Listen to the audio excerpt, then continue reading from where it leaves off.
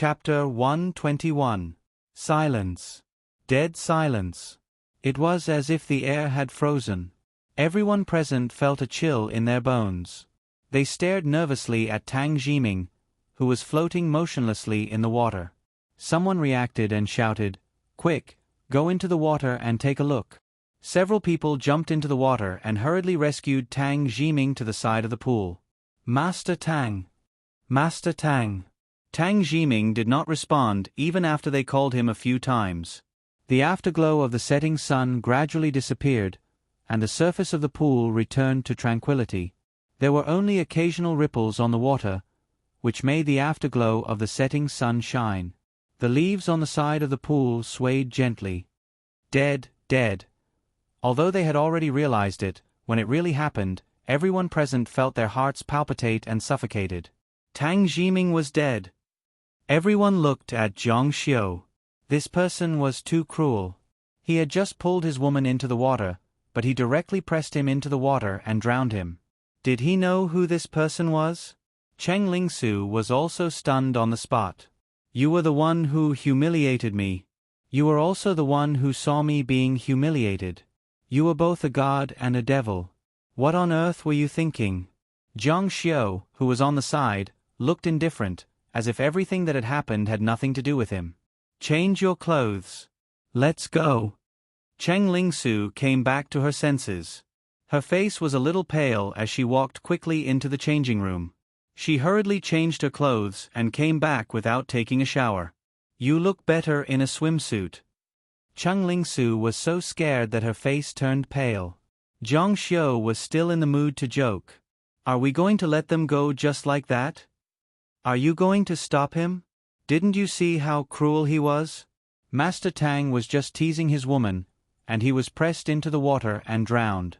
"Call the police. This is going to be a big problem." The first young master of Ninghai City, who could make the city tremble with a stomp of his feet, was killed. Tang Shu would go crazy if he knew. That was his only son, his only son. Master Song said, "Xiao Jun, who is that person? We have to call the police quickly. Don't let him escape." Wu Xiaojun was dumbfounded. He stuttered, I'm not familiar with him. Just like you guys, this is the first time I've met him. I only know that his name is Zhang Xiu and that he's from Zhang City." Cheng Lingsu followed behind Zhang Xiu. Her mind was in a mess. "Why? You forced me to change into a swimsuit and let those people belittle me. But when young Master Tang bullied me, you killed him. Why? Don't you hate me and want to destroy me?" Zhang Xiu stopped and turned to look at Cheng Lingsu. At this time, her hair was still wet and her face was pale, but it didn't affect her beautiful face. Her frightened expression made her look like a frightened deer, making people want to protect her. "Why do you think?" Cheng Lingsu asked. "Are you conflicted? You want to forgive me, but you can't get past yourself? So you torture me, but you don't allow others to bully me." Zhang Xiu didn't answer. He admitted that Cheng Lingsu was partly right, but only partly. "You're too impulsive. You should have taught him a lesson. You shouldn't have killed him." Zhang Xiu said. "Oh." Cheng Lingsu said, "You're very powerful now. Everyone calls you Mr. Zhang, but the Tang family is not to be trifled with. They're completely different from the Wang family. The Wang family is just an ancient family that relies on martial arts. You used martial arts to overcome them, so you succeeded. In fact, the Wang family doesn't have any background, but the Tang family is different. They're a family of officials. They'll use modern laws to deal with you." Zhang Xiu said, "So?" Cheng Lingsu said, "You're not afraid, and they can't catch you. But have you ever thought about uncle and auntie? You're their only son. If something happens to you and you run away, what will happen to them?" Zhang Xiu smiled and continued to walk forward. But in his heart he thought, "You'll never know what kind of existence I am. The law is just a product of the upper class to restrain the lower class." Zhang Xiu. Cheng Lingsu jogged a few steps to catch up. Her beautiful eyebrows were tightly knitted. She wanted to say something, but Zhang Xiu didn't seem to be interested in listening anymore. Tang Zhengping was a man in his 50s. He was plump and had a smile on his face. He was eating with someone in a hotel and receiving compliments from a table full of people. It hasn't been decided yet, but it should be decided that he's going to be a deputy governor. The Tang family is such a big mountain. Even if he's going to be a deputy governor, he won't be able to escape. Here, let's first congratulate Tang Shu. It should be Deputy Governor Tang's promotion. Tang Zhengping raised his wine glass proudly. Just as he was about to drink, a phone call came in. Hello. Tang Shu, there's very bad news. Young Master Tang was killed in the Song family's villa. The person speaking was a man in his 40s. He was Ling Dongqing, the head of the Ninghai police station. It was related to Tang Shu's only son, so he had to personally take care of this case. At this time, he was beside the body, surrounded by policemen. He was taking notes for every young master present. What? The wine glass in his hand fell to the ground and shattered into pieces. The red wine spilled all over the floor. Tang Zhengping stood up from his seat. The smile on his face turned pale. He was drowned in the water. Tang Zhengping felt dizzy and almost fell to the ground. He was in so much pain that he wished he was dead. Jiming, you're muddle-headed. Why don't you cherish yourself? Do you know how precious you are? How can you fight with those people? He only had one son, and he was gone just like that. Tang Shu, take care of yourself. Tang Zhengping seemed to have aged all of a sudden. He said angrily, Who is it? Which bastard dared to touch my son? From Jiang City. A man named Zhang Xiu. He's not even 20 years old. Tang Zhengping said, Arrest him. Arrest him. Yes, we've set up defenses on all major roads. If we see the murderer, we'll arrest him immediately. Ling Dongqing paused and said, We've also sent people to Jiang City. We'll keep an eye on his parents. After killing someone, he must contact his family if he wanted to escape. Excuse me, is this Zhang Xiu's home? In front of the fruit stall, 2 uniformed policemen came. They seemed to be in a hurry. Lin Yueling and Jiang Yi were both there. They were discussing the matter of Zhang Xiu going to school. In the end, they decided not to let Zhang Xiu go to the capital. Even if the child didn't agree, they had to be domineering. Yes. Officer. What's the matter? Lin Yueling asked in surprise. Anyone who saw the police coming would have a bad first impression. Jiang Yi had been in prison, so he was even more afraid of the police. How are you related to Zhang Xiu? Lin Yueling said, We're his parents. When the policeman heard this, his face darkened. Your son committed a crime. He killed someone. Come back to Ninghai with us and cooperate with us to assist in the investigation. What? Lin Yueling and Jiang Yi both cried out involuntarily. How is that possible? My son is very obedient. He's also the top scorer of the college entrance examination in Jiangnan. How could he kill someone? Lin Yueling's face turned pale and she hurriedly explained. That's the truth. There are more than 20 witnesses at the scene. They all saw the process of him committing the crime. Cooperate with us. Jiang Yi, who always didn't like to talk, said, Why would my son kill someone for no reason? The policeman said, one of his female companions was pushed into the pool. He cruelly pressed the troublemaker into the water and drowned her. Ah! Lin Yueling's body swayed and she almost couldn't stand. She didn't believe that such a thing had happened, but when it came to the female companion, it should be Su Su. Her son probably couldn't bear to see Su Su being humiliated and made a mistake. Tears immediately fell. She only had one son. At this moment, she seemed to have returned to a moment more than 10 years ago. The policeman said, Your son is too bold. Do you know who he killed? It was the only son of Tang Jiming, the secretary of Ninghai City's municipal committee, Tang Shu. What Tang Zhengping's son? The couple looked at each other. They realized that this matter might not be as simple as it seemed. Does our son know what happened in the past? Lin Yueling asked. Jiang Yi said, He wants to avenge me? This silly son. Lin Yueling couldn't help but throw herself into Zhang Yi's arms and cry bitterly. Zhang Yi, what should we do? Think of a way to save minor repairs. He's our only son. Zhang Yi's expression was extremely solemn. He said, things have come to this point. There's no other way. How about I make a call back? Lin Yueling raised her head and said, you want to call the Zhang family? Chapter 122. Zhang Yi's eyes flashed with pain. He avoided Lin Yueling's gaze and said, what else can we do? We only have one son. Are we going to let him go to jail like me? Lin Yueling said, but you, Zhang Yi said, I'm fine.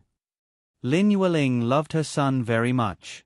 She also loved Zhang Yi. She didn't want Zhang Yi to be humiliated. She said, why don't I call him? 12 years ago, he was in jail and couldn't stop her from going to the capital and humiliating her. This time, he wouldn't let Lin Yueling do it again. He walked to the side and made a call that he had almost forgotten. When the call connected, his hands began to tremble. Hello, is this second brother? I'm Zhang Yi. There was silence on the other end of the phone for a while. A man's voice came through. You haven't called back in a long time. Zhang Yi said, it's been a long time. The man said, I thought you would never call back again. Zhang Yi said, yes. Is the old master there? I want to talk to the old master. The man said, the old master instructed me to never answer your call. What's the matter? It's the same if you tell me. Zhang Yi pondered for a while. The muscles on his cheeks were trembling. He didn't expect the old master to be so heartless. According to Zhang Yi's personality, he would definitely hang up the phone. But not today. If he hung up the phone, Zhang Xiu would be finished. Second brother, I want to beg you to save my son. When he said this, Zhang Yi felt that he had used up all his strength. The man asked, what happened to your son? Zhang Yi said, he killed someone. He's a good child. He killed someone for me. He killed Tang Zhongping's son. I don't want him to go to jail. The man said, you went to jail yourself, and now your son is going to jail too. The bloody facts tell you how big of a mistake it was for you to step out of the house.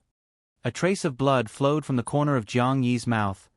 Yes, I was wrong, second brother, I beg you, save my son, I only have one son.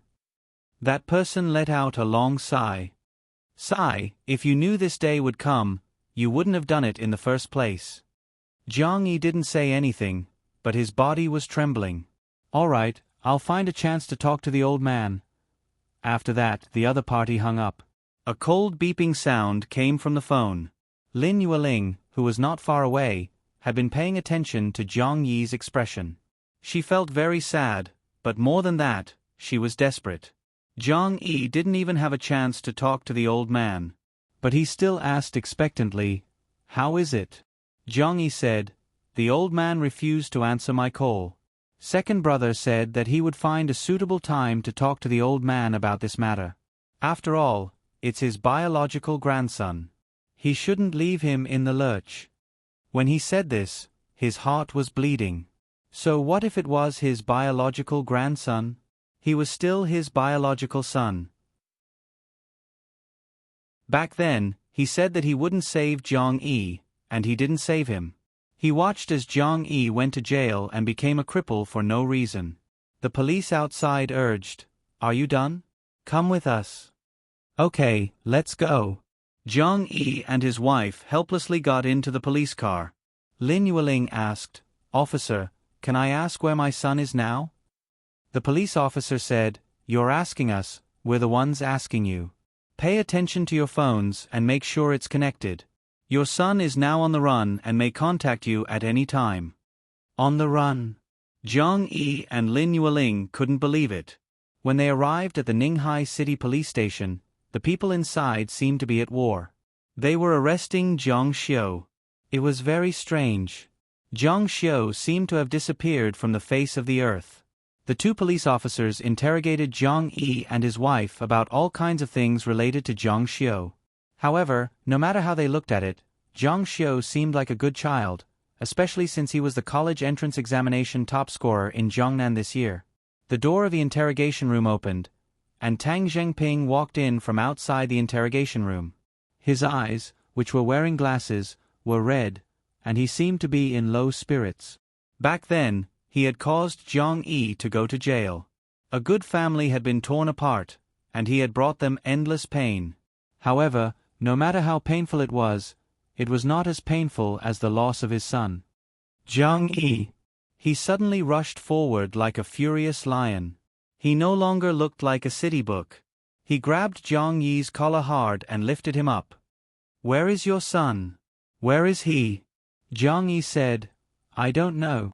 It was the man in front of him who had ruined him. It had been 12 years, and everything seemed to have changed. He thought that he had broken away from that circle, but it turned out that he hadn't. "Calm down. Tang Shu, calm down." Several police officers came forward and pulled them apart. "Jiang Yi, do you think your son can escape after killing my son?" Tang Zhengping said, "Impossible. The entire Ninghai city has been locked down. He can't escape even if he has wings. I want your son to pay with his life." Lin Yueling shouted and said, "Your son was the one who molested Su Su first. Minor repairs were just to protect his fiancée. At most, it's an accidental murder. It's not enough to warrant the death penalty." Judging from the situation of the case, this was indeed the case. There were many eyewitnesses present. "After killing Jiming, your son still wants to live? Dream on." Tang Zhengping gritted his teeth in hatred. "I will use all the power of the Tang family to bury him with his son." Jiang Yi and Lin Yueling's faces were as pale as paper. "What should we do?" When Tang Zhengping sat across from them, Lin Yueling asked Jiang Yi worriedly. Jiang Yi said, "I'll make another call." The couple was here to assist in the investigation, so there was no restriction on their freedom of life. Jiang Yi walked aside and dialed the number again. "Hello, second brother? I'm Jiang Yi." The person on the other end of the phone said, "Didn't I tell you not to be anxious? You know the old man's temper. I have to find an appropriate time to mention this to him." How could Jiang Yi not be anxious when the fire was burning his eyebrows? Tang Zhengping happens to be the secretary of Ninghai City's municipal committee. "My son's case happened here. Minor repairs may not bode well. Second brother, I beg you to save my son. He's also your nephew." The person on the other end of the phone said, "Haven't you already left the Jiang family? Have you severed your ties with the Jiang family? What, are you trying to claim kinship now?" Jiang Yi said, "It was my fault back then. It was all my fault. Second brother, I beg you, please save minor repairs. I only have one son, I beg you." Jiang Yi had never lowered his head in his life, not even when he was in prison. But today, he said all the words he didn't say in his previous life. The person said, "Third young master Jiang used to be so high-spirited, but now he's become like this. We're brothers. I'll talk to the old man about this, but whether it succeeds or not depends on your son's luck." Jiang Yi hurriedly said, "Thank you, second brother. Thank you, second brother." He nodded and bowed like a slave, but his current attitude was completely from the bottom of his heart. In the face of fate, he had bowed his head. At this time, Jiang Xiu was completely unaware of what was happening outside. After taking Chang Lingsu for dinner, he used Chang Lingsu's phone to arrange a hotel for Wang Xintong. His phone had been damaged when he went to the swimming pool. Because he didn't use his own identity card, the police didn't find it. After checking into the hotel, he began to cultivate. Chang Lingsu didn't bring a charger, and her phone was out of battery. Perhaps because she hadn't slept well for the past few days and had been frightened today, she fell asleep as soon as she lay on the bed. Little did she know that the Ninghai City Police Department blocked the road all night and was busy all night. The next morning, Jiang Xiu was woken up by a phone call in his sleep. When he picked up the phone, he was surprised to see that the caller was Gu Shu. Mr. Jiang, sorry to disturb you. It's okay, I should get up too, Jiang Xiu said. Gu Shu, why are you calling so early in the morning? Is there something urgent? Gu Shu said, it's like this. My eldest brother wants to meet Mr. Jiang. He wants to meet me? Jiang Xiu pondered for a moment and said, I still have something to do, so I might not be able to leave for a while. I heard from Miss Wang Xintong that Mr. Jiang is now in Ninghai City. My eldest brother is going there to explore a place called Bodhi Biogenetics in the mountains of Ninghai City. You can meet him. Jiang Xiu said, Bodhi Biogenetics. Gu Shu had mentioned to his elder brother that Jiang Xiu was able to block bullets from a distance, and that he had also obtained the nether wheel. However, his elder brother still seemed to have some reservations, but he still agreed to meet Jiang Xiu. Before that, however, he still wanted to find the location of Bodhi Biogenetics.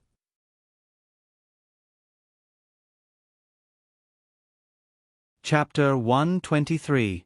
Jiang Xiu took the opportunity to ask, what kind of place is Bodhi Biogenetics? Gu Daji said, Mr. Jiang, you must have heard of the martial arts world. There is a demigod ranking in the martial arts world. Bodhi Biogenetics was an organization founded by a man named Li Puti before the founding of the nation. During the turbulent times, Bodhi Biogenetics resisted many foreign enemies and could be said to have made great contributions to the nation. However, after Nation retreated, Bodhi Biogenetics disappeared without a trace. Jiang Xiu said, Li Puti? He felt that the name sounded familiar. After a while, he remembered that Ming Luan had mentioned this person and seemed to hold him in high regard. It seemed that he was quite capable. Gu Daji said, yes, it's Li Puti, a figure on the demigod ranking. However, that was more than half a century ago. No one knows whether he's dead or alive, but his Bodhi Biogenetics should still be around. Jiang Xiu said, that's a strange name. Gu Daji said, Bodhi is a deity. He's also on the demigod ranking, which means that he's trying to turn himself into a god. However, there's no doubt about the strength of Bodhi Biogenetics. They've been tested by war. Jiang Xiu said, it's good that he's capable. Where is Bodhi Biogenetics? Gu Daji said, it should be in a deep mountain called Sheeping Mountain to the east of Ninghai City. The specific location is unknown. Big Brother used a lot of the military's power to find some clues. In the past, Bodhi Biogenetics had been in contact with the military and had a little friendship with the late old master of the Gu family. After all, they had defended against enemies together during the war-torn era. Jiang Xiu said, Gu Shu's big brother wants to go into the mountain to look for Bodhi Biogenetics? Gu Daji sensed something unusual in Jiang Xiu's words. He seemed a little unhappy. Gu Daji felt helpless. His big brother had his own considerations. They were both talents that the Gu family wanted to poach. Of course, there were differences in importance. Compared to Jiang Xiu, Gu Daji's big brother definitely trusted Bodhi Biogenetics more.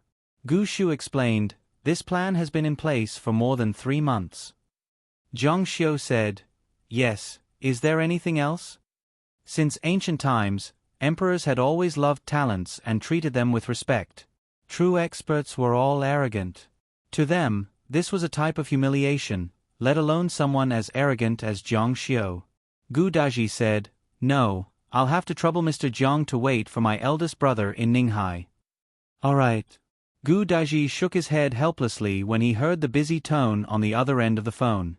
He had also advised his eldest brother that Mr. Jiang should not be neglected. However, his eldest brother had angrily said that the Gu family was recruiting talents, not old masters. If they did not keep him in check, how could the Gu family use him? But was Jiang Xiu someone who could be controlled by the Gu family? Gu Daji had seen how he dealt with people. This person was an ambitious and ruthless person. They could only form an alliance with him. It was wishful thinking to recruit him. After the call with Jiang Xiu, Cheng Lingsu also woke up. After she washed up, she went to Jiang Xiu's room. She looked much better today. Because she had slept enough, her skin was rosy. I was really too tired yesterday. I fell asleep as soon as I lay down on the bed. I didn't even call my parents. What are our plans for today? Zhang Xiu said. There are no plans today. We're waiting for someone. Waiting for someone? Cheng Lingsu felt that it was very strange. She had thought that Zhang Xiu would do something today. At least, he would have to deal with the Tang family's reaction. However, he did not seem to care at all. She felt that Zhang Xiu was still too careless. She said, "Who are we waiting for?" Zhang Xiu said, "Someone who dares to make me wait for him." Okay. At noon, Zhang Xiu received a call. It was from a stranger. The voice was very magnetic. "Is this Mr. Jiang? The chief has already arrived in Ninghai City. We are at Mr. Su Zhirong's former residence. Come over." Zhang Xiu did not bat an eyelid. He only said lightly, "Okay." Zhang Xiu gave him face. He was not giving face to the big boss of the military. He was giving face to Gu Shu. "I'm going out to meet someone." Cheng Lingsu said, "Do you need me to go with you?" "No need." Su Zhirong was a famous calligrapher in Ninghai City. He had passed away many years ago. In order to commemorate him, the locals had built his former residence in a very unique style. Many senior officials liked to stay there. Zhang Xiu went out and hailed a taxi. When he arrived at Su Zhirong's former residence, the situation today was completely different from usual. There were guards at the door. Although these people were wearing plain clothes, they all stood upright. It was obvious that they were soldiers. From afar, Zhang Xiu saw a group of people saying to the guards at the door, "We are from Pinghai Province's Luo Yin sect. We are here to meet the chief. We spoke on the phone earlier." The guard said, "Old Master Luo." One of the men in the group said with a fist salute, "I am." This man was in his early 60s. His body was a little fat, but his divine aura was restrained. It was obvious that he was a martial artist when he walked. "Please come in." Zhang Xiu did not bat an eyelid. It seemed that the chief came to Ninghai City to meet other people besides Zhang Xiu. However, Ninghai City was close to Shiping Mountain, so he asked people to come here to meet him. "Who are you?" The guard saw Zhang Xiu coming over and looked him up and down. "Zhang Luoxia." The guard said, "There is such a person on the list of names that the chief wants to meet." "You are Mr. Zhang?" Zhang Xiu said, "Why, I don't look like it." The guard said, "I didn't expect you to be so young. Please come in." After Zhang Xiu went in, he shook his head and seemed to be very dissatisfied. "You dare to apply for a position in the military at such a young age? Do you really think that the military is a place where you can just sit around and wait for death?" The guard opposite him said, "Old Joe, such a young boy, even younger than me, wants to be our leader." The one called Old Joe said, "I heard that the chief wants to find a chief instructor for our military region this time." "That's even more ridiculous." The guard said, "On the path of martial arts, it is true that talent is important, but the regulated breathing realm is accumulated over time.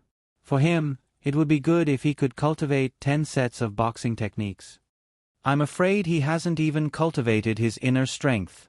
Old Joe said, "I heard that this Mr. Jiang is quite famous in Jiangnan. It's said that he killed the demigod of the Jiangnan Wang family." "He's a demigod? What a joke." Old Joe also laughed. "There are too many masters among the people. They boast about each other and deceive those who don't know the ropes. If they want to trick the military, they are simply asking for humiliation." Walking along the corridor, Zhang Xiu saw an empty space from afar. There were many people gathered there, and it seemed that there were people fighting inside. Among them stood an old man with a head full of white hair, but his body was very strong. There were guards on both sides of him, and it was obvious that his status was not ordinary. "Luo Yin Gate's elder Luo has arrived. Zhang Luoxia and Mr. Jiang have arrived." Following the two voices, the old man turned around and looked over. His face was serious, and he had thick eyebrows and big eyes. He seemed to be in high spirits. There were 5 people from Luo Yin Gate. When they saw the old man, they went up and bowed. Greetings, Chief. This person was undoubtedly Gu Dikang. He smiled and said, "Thank you for coming all the way from Ping-hai, Elder Luo." "It's my pleasure, it's my pleasure." Zhang Xiu walked over unhurriedly. Gu Dikang had already seen him, but he stood 10 meters away and did not move. He only looked at him from afar and had no intention of going over to greet him. Such arrogance made Gu Dikang frown slightly. Did he, the host, have to greet him? He gave the guard beside him a look, and the guard went over and said, "This must be Mr. Zhang." "That's right, it's me." The guard said, "I am Yen Zhen from Qingwan sect." "Greetings, Mr. Zhang." "Mr. Zhang, the chief is meeting with many guests today. Please forgive us if we have neglected you." "Please. This is the chief." Gu Dikang did not come to greet Zhang Luoxia because he thought that Zhang Luoxia was not worthy. However, Gu Dikang sent someone to greet Zhang Luoxia. If he did not go over, then why did he enter this door? In the end, he would be slapping himself in the face. "Mr. Zhang, long time no see."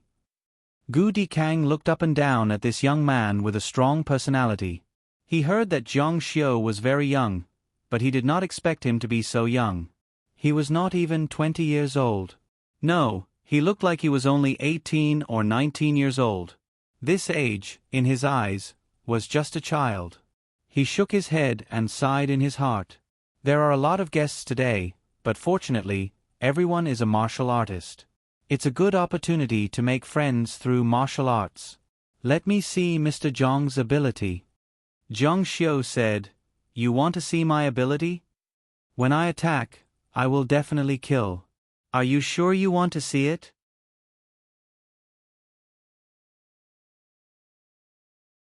Chapter 124. Gu Dikang paused for a moment and then laughed out loud. He was very unhappy. Yen Zhen smiled and said, "Mr. Zhang, you must be joking." Zhang Xiu said, "I'm not joking." Gu Dikang could see that Zhang Xiu was dissatisfied with him, but he was very disdainful. How dare he call himself, "I'm the Venerable"? Only venerables who had achieved great success in a certain Dao would dare to call themselves that. This person was extremely arrogant. It was okay for a young man to be arrogant, but it had to be according to the situation. Being so arrogant in front of him, the head of the military region and such a respected old man, was ignorant and did not know when to stop. He disliked Zhang Xiu very much.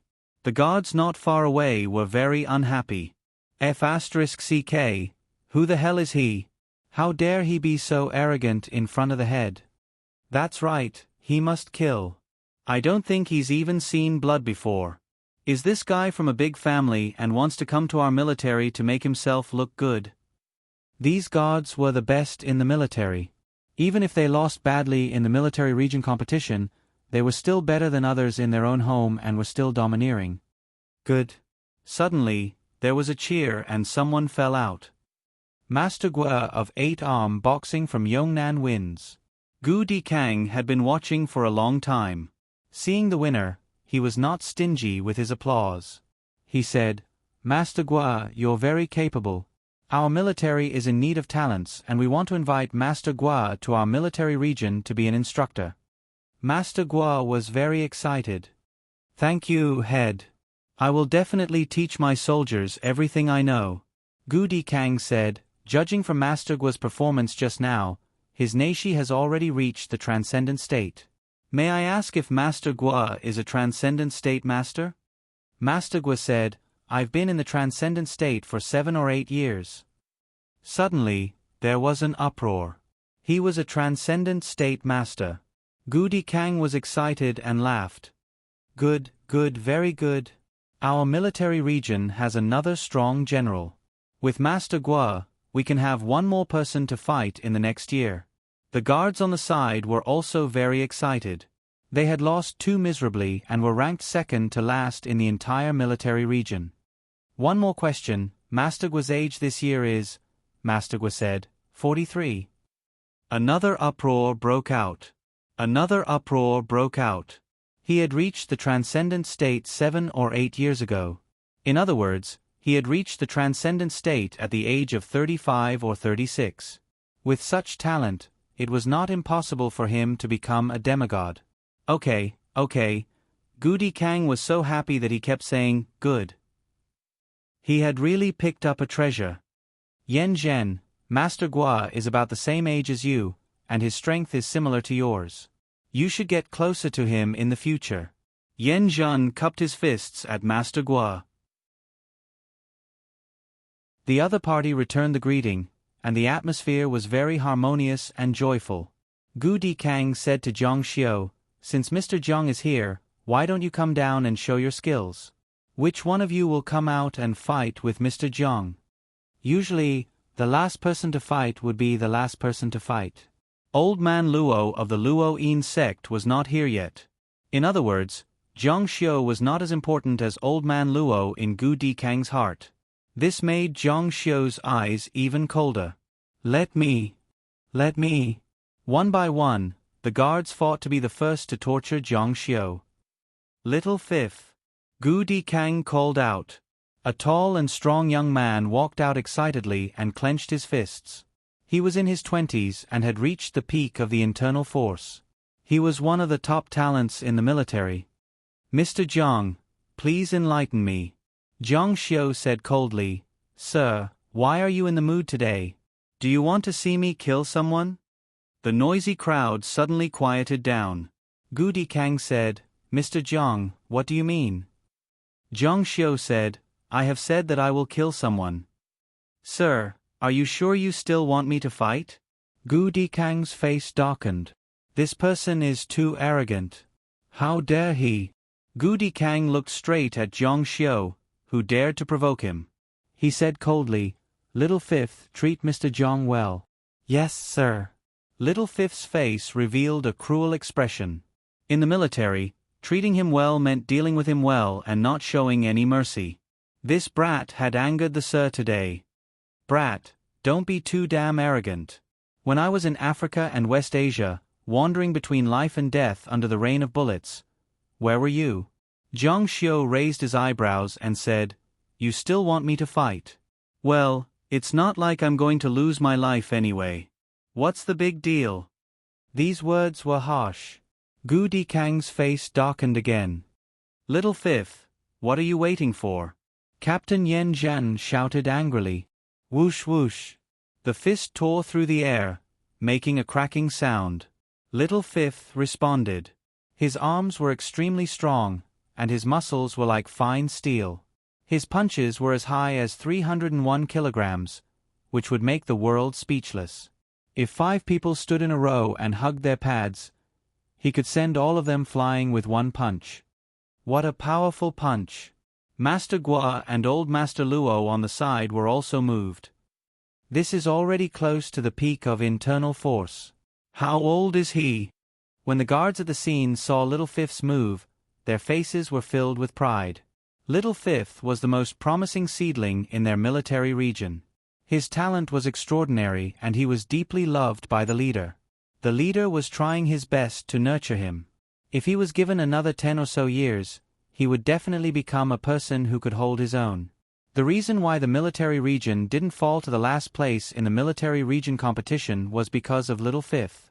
He won all the way until he met King Kong. How long has it been? Little Fifth's strength seems to have increased again. His strength seems to be more than 300 kilograms. After Little Fifth lost the competition, he trained even harder. The guy opposite is in trouble. Everyone revealed a gloating expression. Little Fifth's punch was incredible.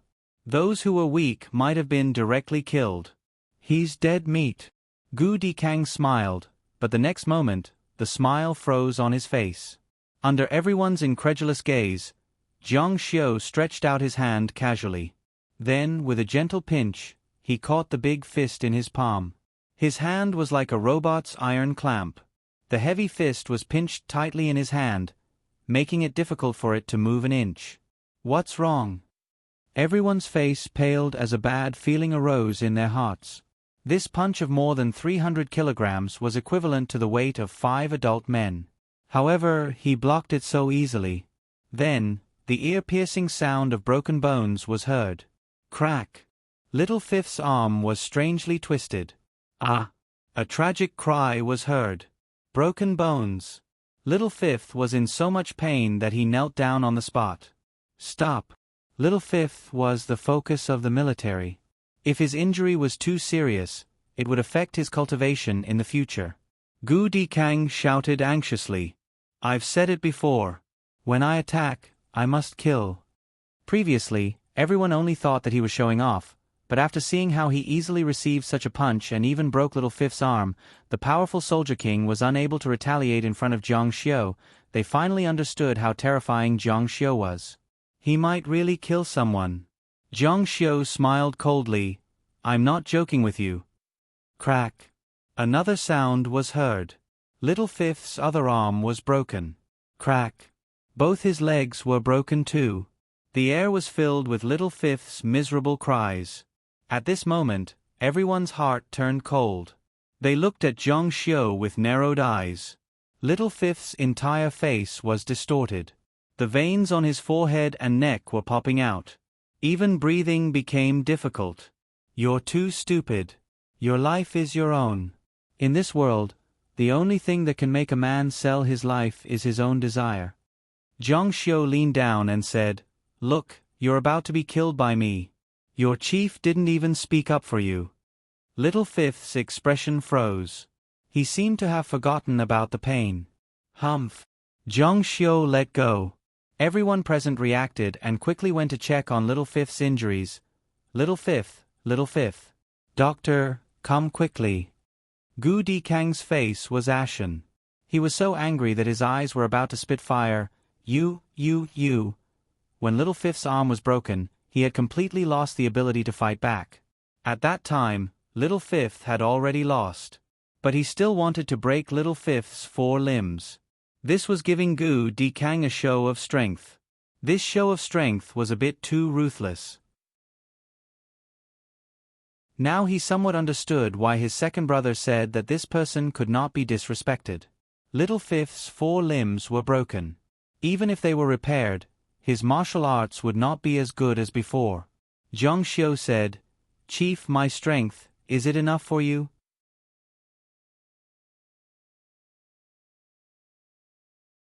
Chapter 125. Gu Dikang's entire body began to tremble. He couldn't say anything for a long time. Jiang Xiu continued, I heard that the chief's military region placed second to last in the military competition. He really touched on a sore spot. Gu Dikang's old face was slapped loudly. He said with a gloomy face, So what if it is? Jiang Xiu said, If it is, I'm afraid that next year it will be ranked last. Humph. Gu Dikang blew his beard and glared.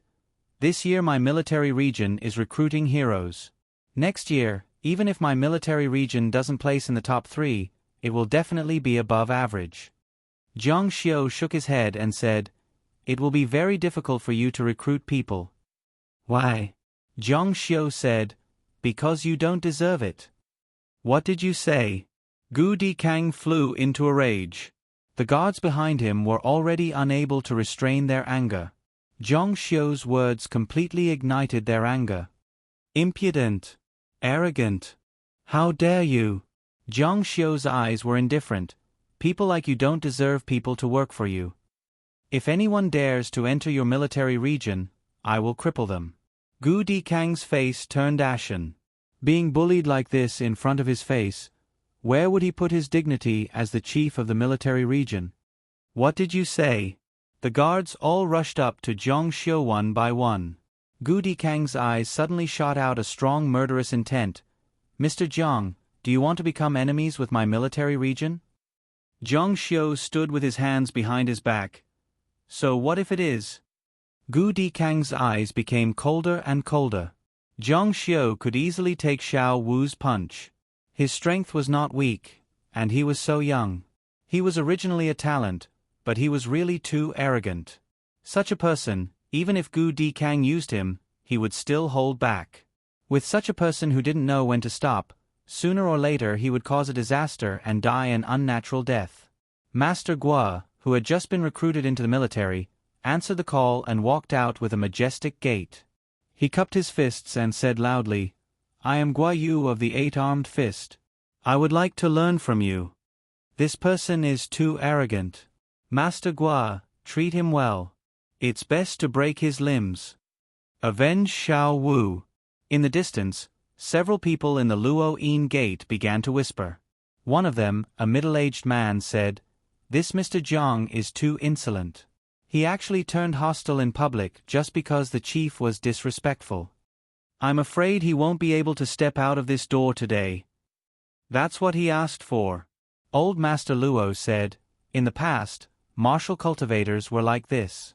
Since they were invited, they must not be disrespectful. When humiliated, they must draw their sword. This is the strength of character. A true martial cultivator can be unmoved by money, but he can also draw his sword to kill for an egg or a copper coin.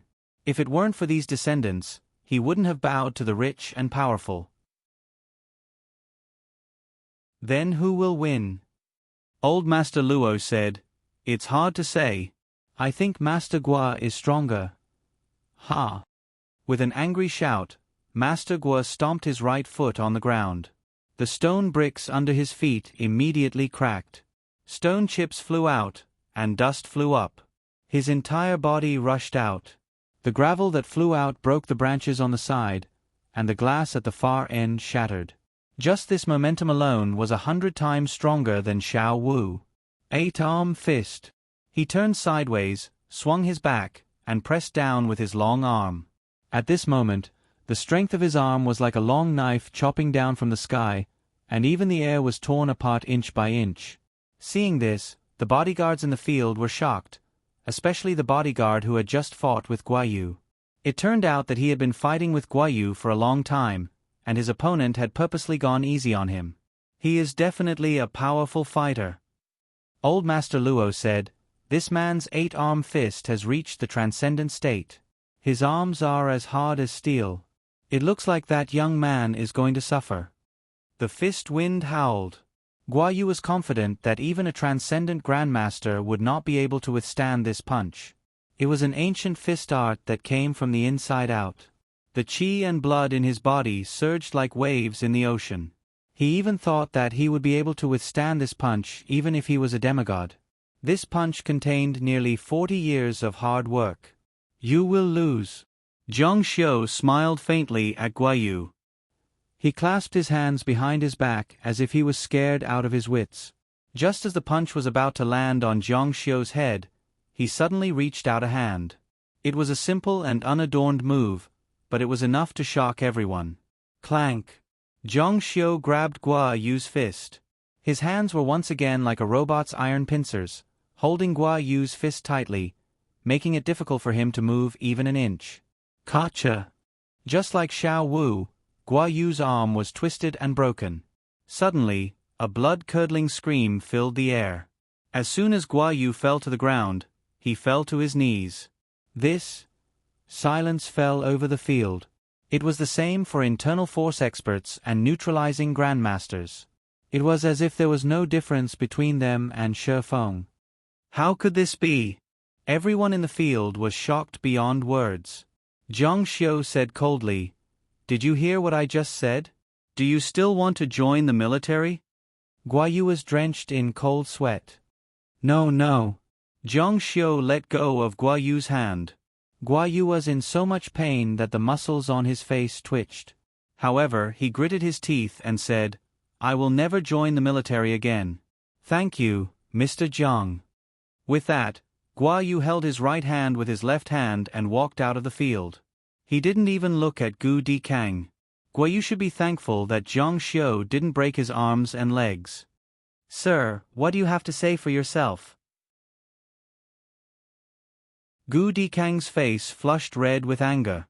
He had never been humiliated like this, not even during the military competition where his division came in second last. However, the bodyguards around him didn't dare to raise their voices. Even a transcendent master was defeated by a single punch, let alone them.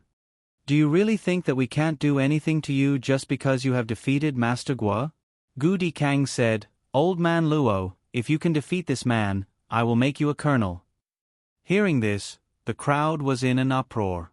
They had struggled in the military for so many years. To them, this position was so far out of reach. It could even be said that it was their lifelong goal. However, this old man had such an opportunity without even making a single effort. Old man Luo said, "Sir, are you serious?" Gu Dikang said, "There is no such thing as a joke in the military." Very well. He came to see Gu Dikang this time to ask for riches and honor for his descendants. Now, with riches and honor in front of him, he had no reason to refuse. "Mr. Jiang, I am Luo Yihao from the Luo Yin sect. I would like to learn from you." Jiang Xiu looked at him lightly and said, "Do you want to break your left hand or your right hand?" How arrogant! "Father, let him see our Luo Yin sect's Tian Luo secret fist." The Luo Yin sect used to be called the Underworld sect. It had some religious beliefs and was prosperous during the Republic of China. Later, the political situation was turbulent, and its core members emigrated overseas, leaving only one branch. It gradually declined and finally became the current Luo Yin sect. However, it was said that the Underworld sect had many strange secret techniques that were unpredictable. One of them was called dream seeking. A person would fight with another person in a dream state. It was very strange, as if the person would know everything about you beforehand. The essence of the Luo Yin sect had been passed down for so long that they had lost most of their essence. Therefore, they changed the name of the fist technique to Sky Luo Honey Fist. It was because of the reputation of the Underworld sect that Gu Dikang attached the most importance to him. This old Master Luo's attack was extraordinary. It was as if he suddenly disappeared from the ground. When he reappeared, he attacked Jiang Xiu with an afterimage. His feet moved left and right. It was very strange. Jiang Xiu saw a shadow of Lin Zhenbei and Chu Tiannan when they fought. There seemed to be some similarities in their movement techniques. In the eyes of the people present, the sky was filled with old man Luo's shadow. It was so fast that they couldn't even see where his real body was. They couldn't help but cry out in surprise. Good. Gu Zhikong was very excited. He finally saw a top expert. With this speed, you can't even hit him with a gun. Gu Zhikong said, "Our military region has such an expert. Why would we be afraid of not winning the competition next year? Why would we be afraid of this little thief acting so presumptuously here? That day's work wasn't in vain. Was he still human with this skill?" Chief Yan Zhan was also very excited. This was almost like the image of a demigod. It surpassed the limits of ordinary martial arts. He was going to be rich. Lose. Mr. Jiang. You can't even lock on to my position. After the welcome ended, many shadows gathered towards Jiang Xiu. They attacked. He. Huaman suddenly stopped. He saw Jiang Xiu grab old man Luo's hands. How is this possible? Everyone in the Luo family was extremely shocked. This brat was a cheater. Every time he would catch the person. Crack. Both arms were broken at the same time. Jiang Xiu's indifferent voice sounded, "I asked you, left hand or right hand, but you didn't say. I had no choice but to break both of your hands." Gu Zhikong's face instantly turned green. His body trembled slightly.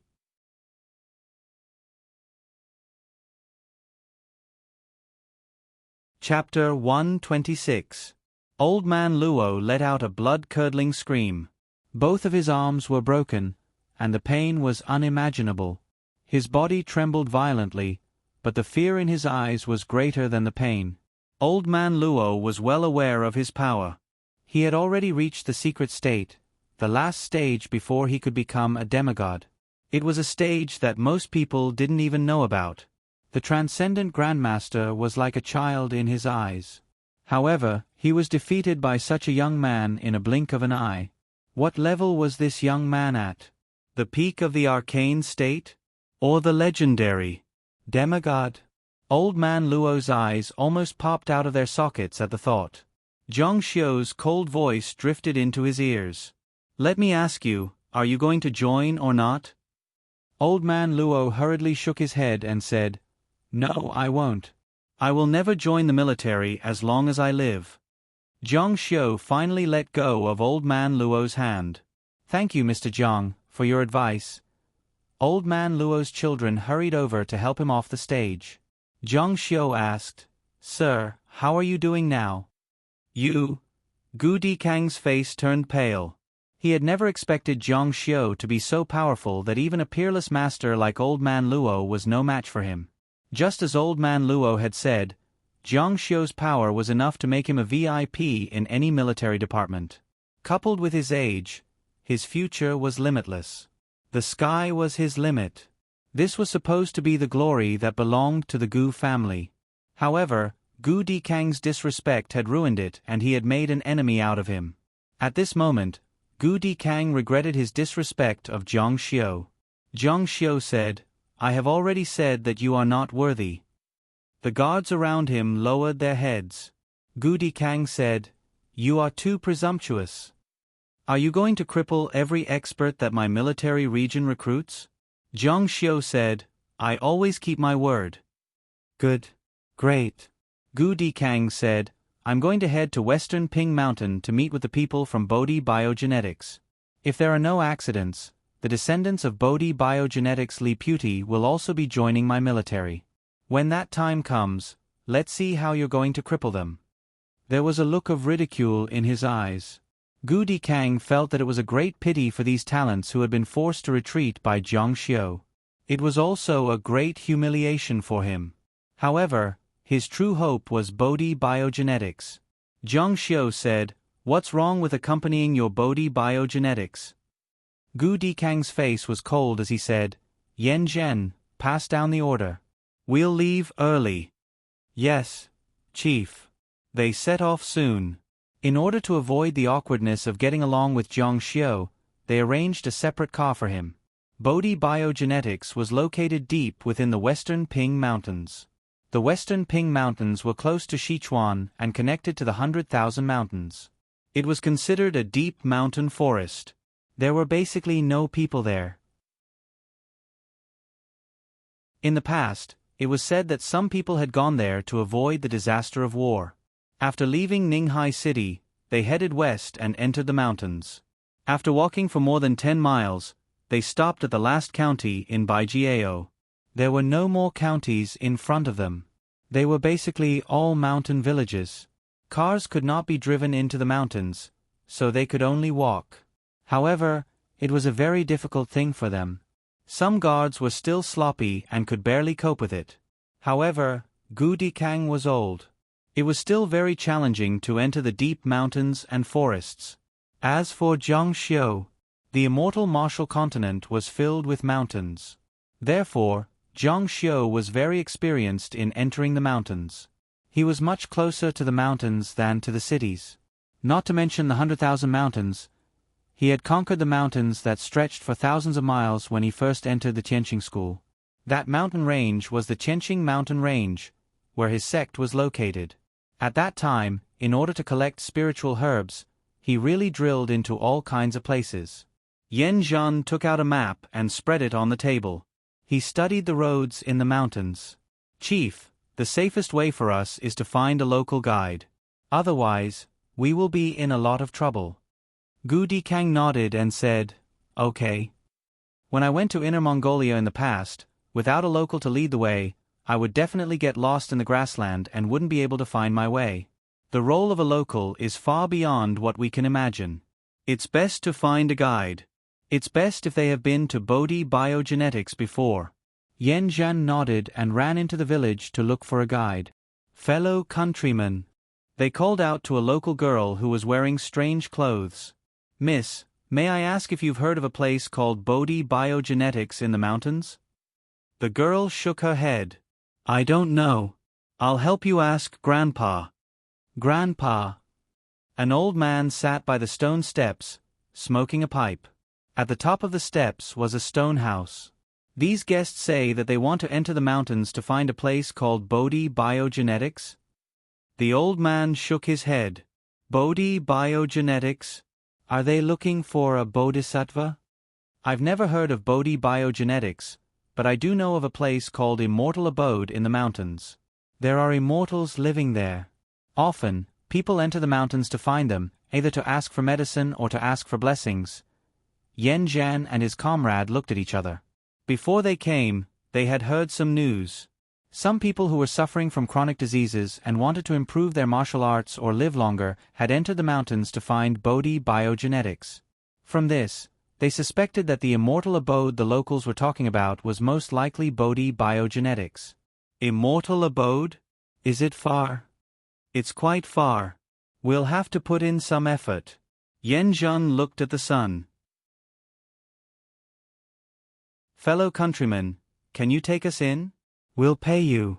Is 1,000 enough? The old man took a drag of his pipe and stood up. He patted his butt and said, I'll take you in. Don't mention the money. The people of the mountains were just this enthusiastic. Yen Zhan said, we still have to pay. We can't let you work for nothing. In the distance, Jiang Xiu sat in front of the pavilion of the small store, calmly drinking tea. His leisurely appearance made Gu Dikang even angrier. He thought to himself, when we really get to Bodhi biogenetics, you'll be so scared that you won't even dare to say a word. Bodhi biogenetics and Li Puti had already been deified by the world. They were practically gods. How could mere mortals compete with gods? Sir, we've found the guide. Should we rest for a while, or should we set off immediately? While they were searching for Bodhi biogenetics in the mountains, a police officer rushed into the Ninghai City police station and said excitedly, Officer Ling, Jiang Xiu has appeared. He's near Mr. Su Rongji's old residence. Jiang Yi and Lin Yueling's expressions immediately changed. They had stayed in the police station's guest house last night, and had come to the police station early in the morning. Right now, they were completely focused on their son. Only when they arrived at the police station would they be able to relax. In their hearts, they still hoped that their son would be able to escape. Ling Dongqing stood up. Is the news reliable? The police officer said, it was provided by the people living near Mr. Su Rongji's old residence. According to their description, he looks 80 to 90% similar to Jiang Xiu. Ling Dongqing picked up the hat on the table and said, dispatch the police immediately. Immediately, the police station's level 1 alarm went off. Jiang Yi and Lin Yueling panicked. Officer, take us with you. What are you doing? Don't get in our way. Jiang Yi said, Officer, take us with you. If anything happens, we'll be able to step in. That child listens to us. Ling Dongqing pondered for a moment and said, take them with you. Instantly, police cars sped out of the police station one after another to arrest someone. The Ninghai City police station had never been so tense as it was today. When Tang Zhangping received the news, he immediately ordered his driver to go with him. He wanted to see his son's murderer brought to justice with his own eyes. However, they were still too late. By the time they arrived at Mr. Su Rongji's old residence, the group had already set off. However, the police did not give up on the chase. After asking the neighbor, Jiang Xiu, about the direction of his escape, they quickly chased after him. He escaped to Shiping Mountain. It seems that he wants to escape into the mountains and take a detour, then escape the country. Tang Zhengping said, chase him, chase him. We must not let him escape the country. More than a dozen police cars chased in the direction of Shiping Mountain. However, all the way to the far west, they did not find any trace of Jiang Xiu. Tang Zhengping watched Jiang Xiu escape and angrily shouted at Jiang Yi, tell me, where did your son escape to? Jiang Yi pushed him away. How would I know? Accomplices, you are accomplices. The furious Tang Zhengping pointed at Jiang Yi and said, arrest them. Ling Dongqing said, Tang Shu, this is against the rules. Bull** T rules. My words are the rules. Arrest them. I don't believe that little bastard won't come out.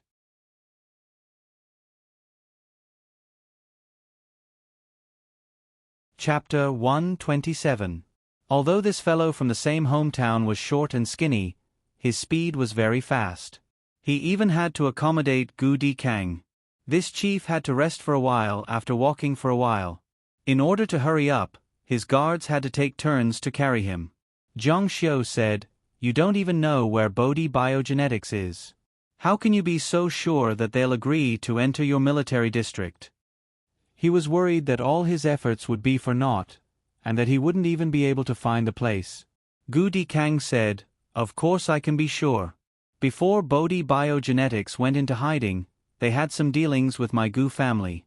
They left a sign for my family, telling us to go to them if we run into any problems that we can't solve. Bodhi Biogenetics will definitely help us." Zhang Xiu smiled. "So that's how it is.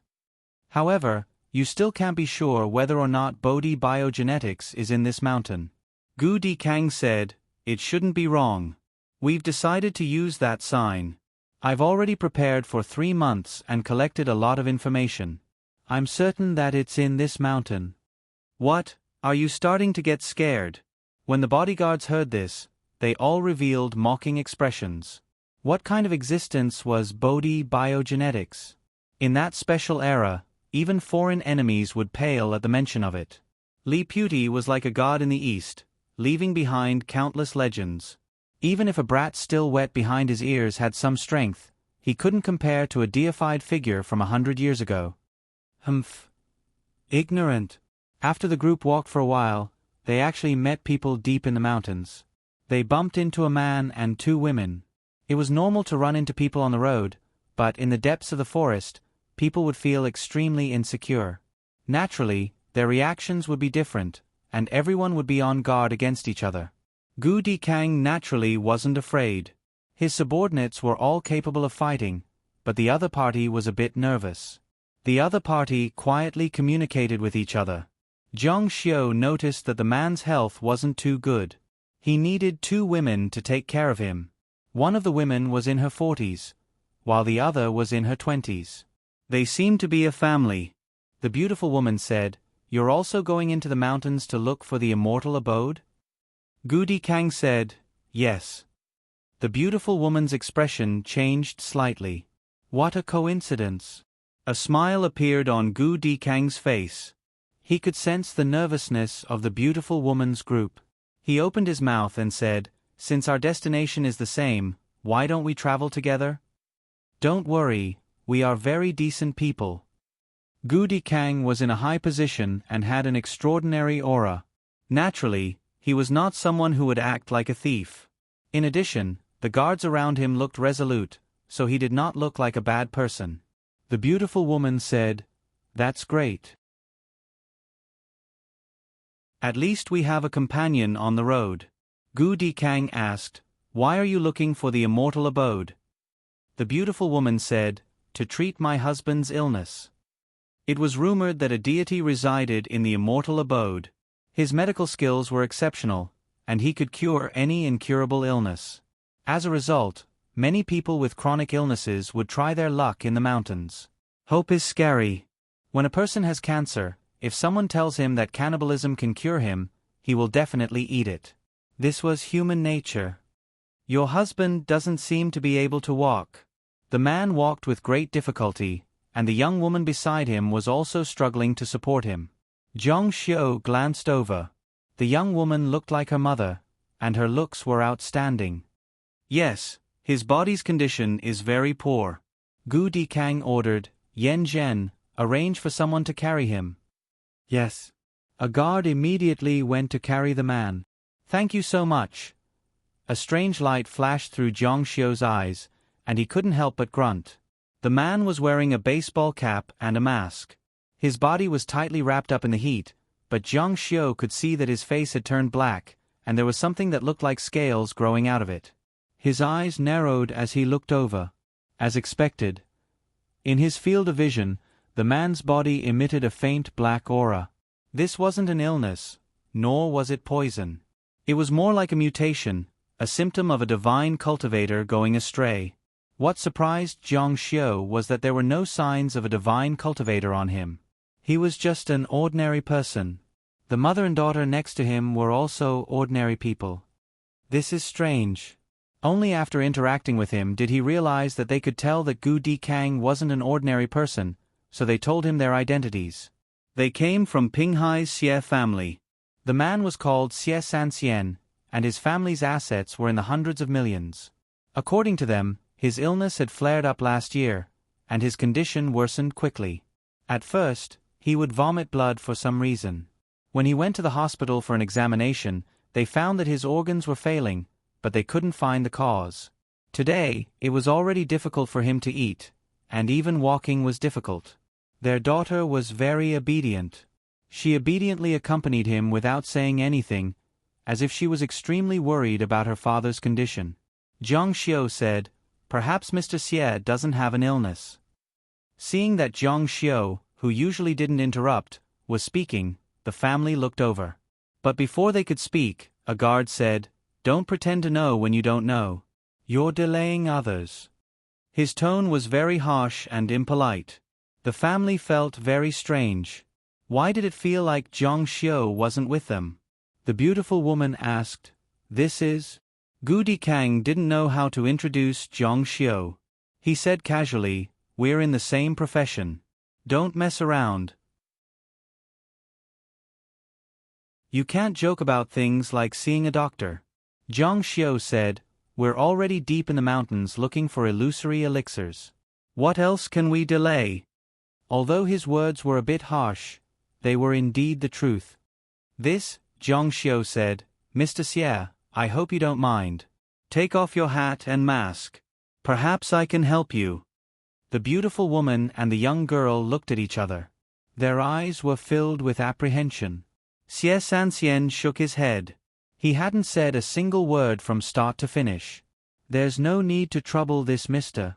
Seeing that Jiang Xiu had been rejected, the guards roared with laughter. The beautiful woman explained, "It's not that we don't trust you, little brother. It's just that my husband's condition is extremely strange. We're just worried that it might be contagious. In any case, we'll reach the immortal abode soon. If it was contagious, the mother and daughter would have been infected long ago." This was just an excuse. However, her explanation also gave Jiang Xiu a way out. Jiang Xiu thought to himself, "You're just worried that people will call me a freak if I reveal his current appearance, aren't you?" The old man, who hadn't interjected this entire time, said, "There are many people in the immortal abode who ask for pills, but the number of people who actually get to see a deity is few and far between."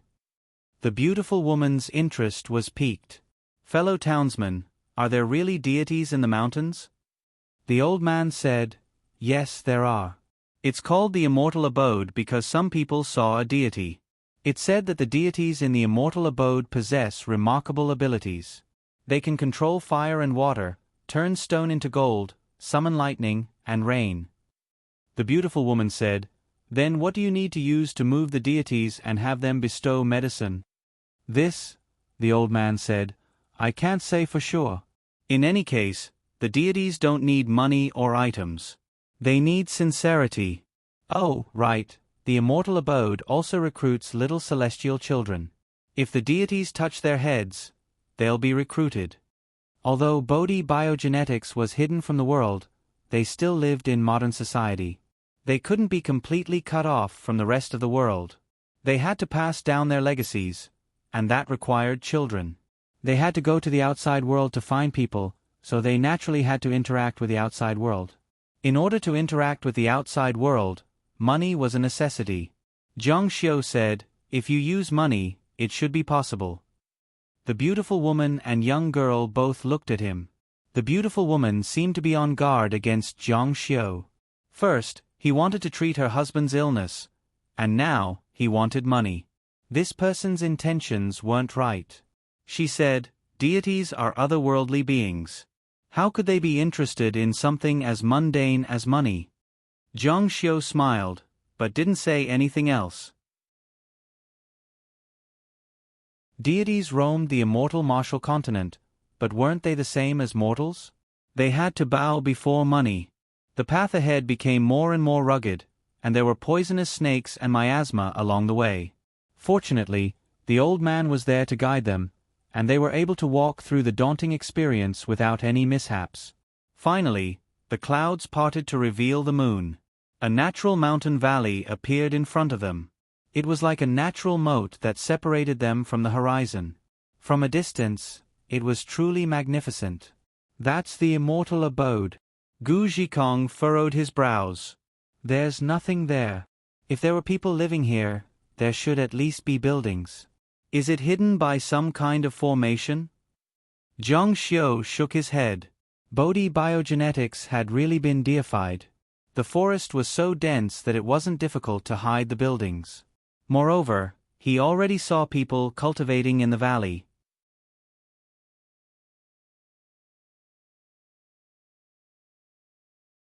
Chapter 128. Gu Dikang dismounted from his bodyguard's back and looked at the valley in front of him. His eyes were filled with excitement as he said, "This should be the place.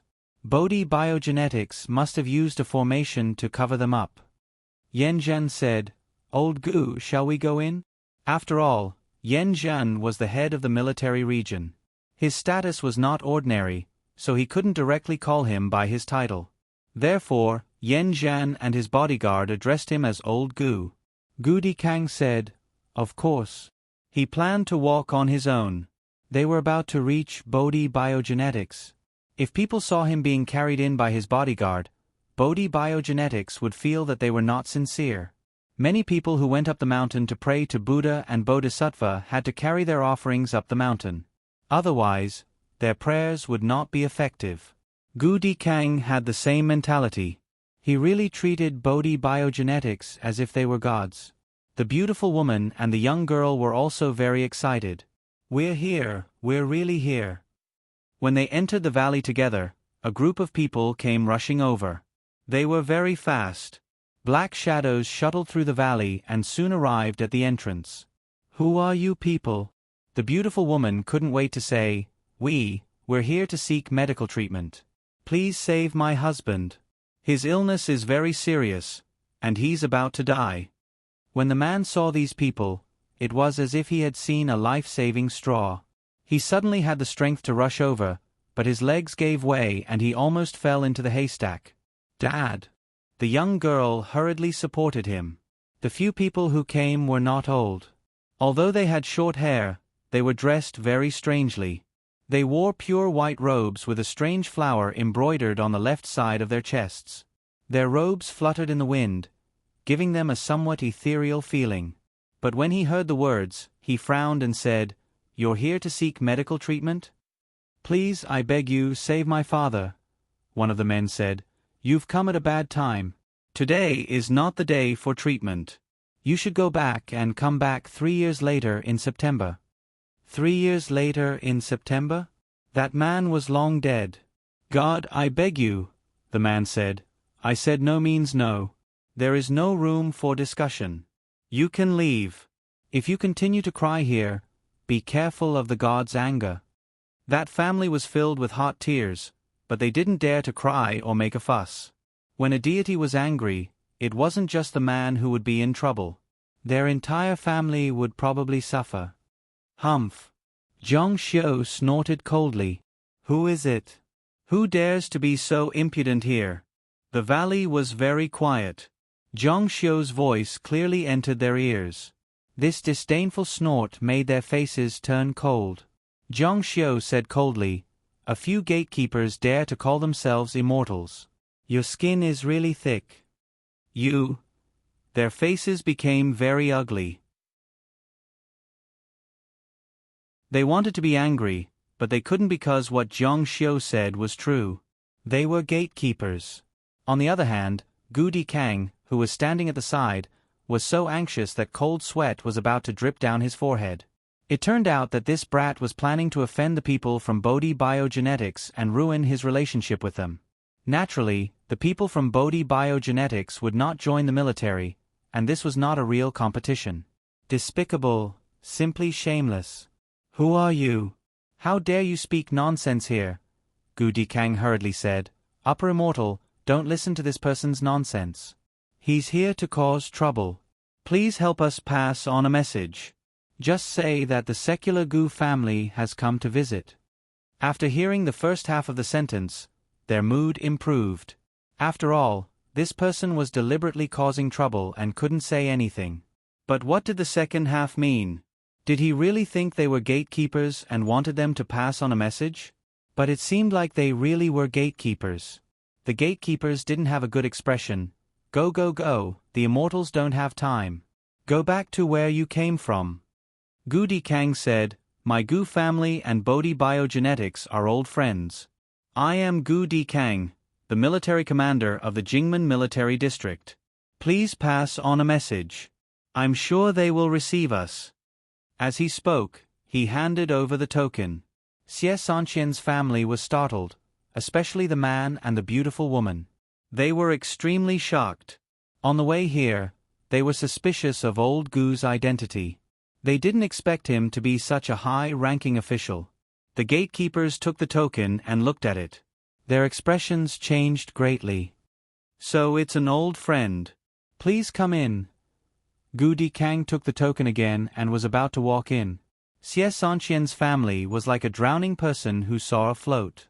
The beautiful woman excitedly said, Old Gu, please say a few good words for us. Let them treat my husband. Gu Dikang didn't reply and directly walked in. This token was a favor that Bodhi biogenetics owed the Gu family. How could he use it on a stranger he met by chance? The beautiful woman didn't give up and wanted to walk in, but she was stopped by Gu Dikang's bodyguards. Old Gu. The beautiful woman and the young girl were screaming at the top of their lungs. Gu Dikang turned a deaf ear. What did the life and death of these people have to do with Gu Dikang? Gu Dikang. A voice called out his name. Gu Dikang immediately frowned. Who would dare to call him by his name? Moreover, he knew that the person who called him by his name was Jiang Xiu. Impudent. Gu Dikang was now backed by Bodhi biogenetics, so he was confident. Humph, do you still remember what this sovereign said? Gu Dikang said, What did you say? Jiang Xiu said, This sovereign said that this sovereign will definitely kill. Did you think that this sovereign was joking? What do you mean? Boom. He abruptly raised his hand, and in that instant, it was as if time and space had been stretched by him. He swiped his hand across the air at the man from Bodhi biogenetics who had just spoken, and a strange force of energy shot out like a sword arc pucci. The man didn't even have time to scream before his body was cleaved in half. Blood splattered everywhere, and the surrounding rocks and grass were stained with blood. Whoosh! Cries of alarm rang out. Everyone present couldn't believe their eyes. Jiang Xiu could cleave someone in half from a distance. However, this wasn't the most shocking part. What terrified them the most was that this was Bodhi biogenetics, the immortal abode. He dared to kill someone from Bodhi biogenetics? They couldn't even withstand a single blow.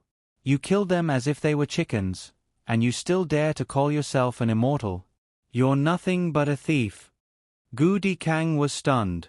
When he finally reacted, there was no anger on his face. Instead, he was overjoyed. Zhang Luoxia, you dared to kill someone from Bodhi biogenetics? You're finished. Jiang Xiu took a step forward, and his voice rang out clearly. Descending from the heavens, the 9 mysteries cleanses the heavens, 1,000 years of work. Even if you don't know your place, you're still outstanding. His voice seemed to come from ancient times, and it carried with it a boundless and ancient feeling. It reverberated through the entire mountain valley, and in the end, it was like a sound wave that caused the air to tremble and the eyes to feel dizzy. Bodhi biogenetics, Zhang Luoxia of Rivertown, has arrived. Why aren't you welcoming him? As he spoke, he had already stepped forward.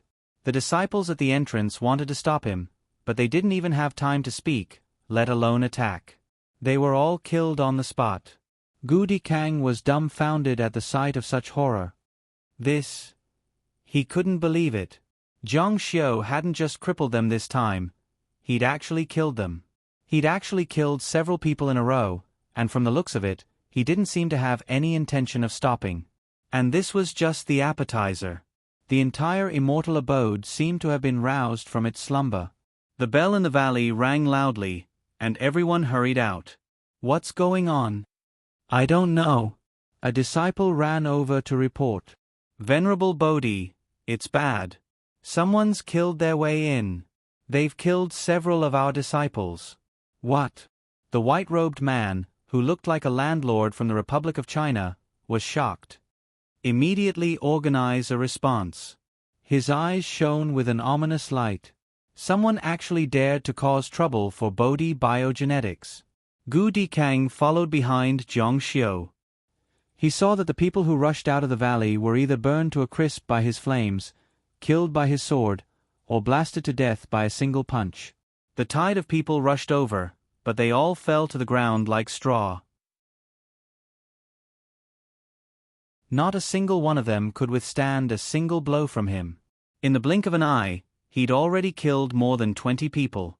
Shock, and confusion. Gu Dikang's eyes bulged, and his entire body trembled. Was this a human or a ghost? How could he be so strong? This was no different from shooting at a crowd of people with a machine gun. Gu Dikang's guards were also completely dumbfounded. The scene before them had completely overturned their worldview.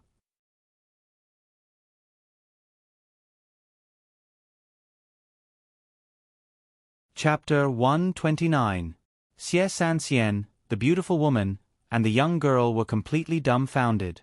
Their bodies trembled, and their hearts were filled with shock. What exactly was he?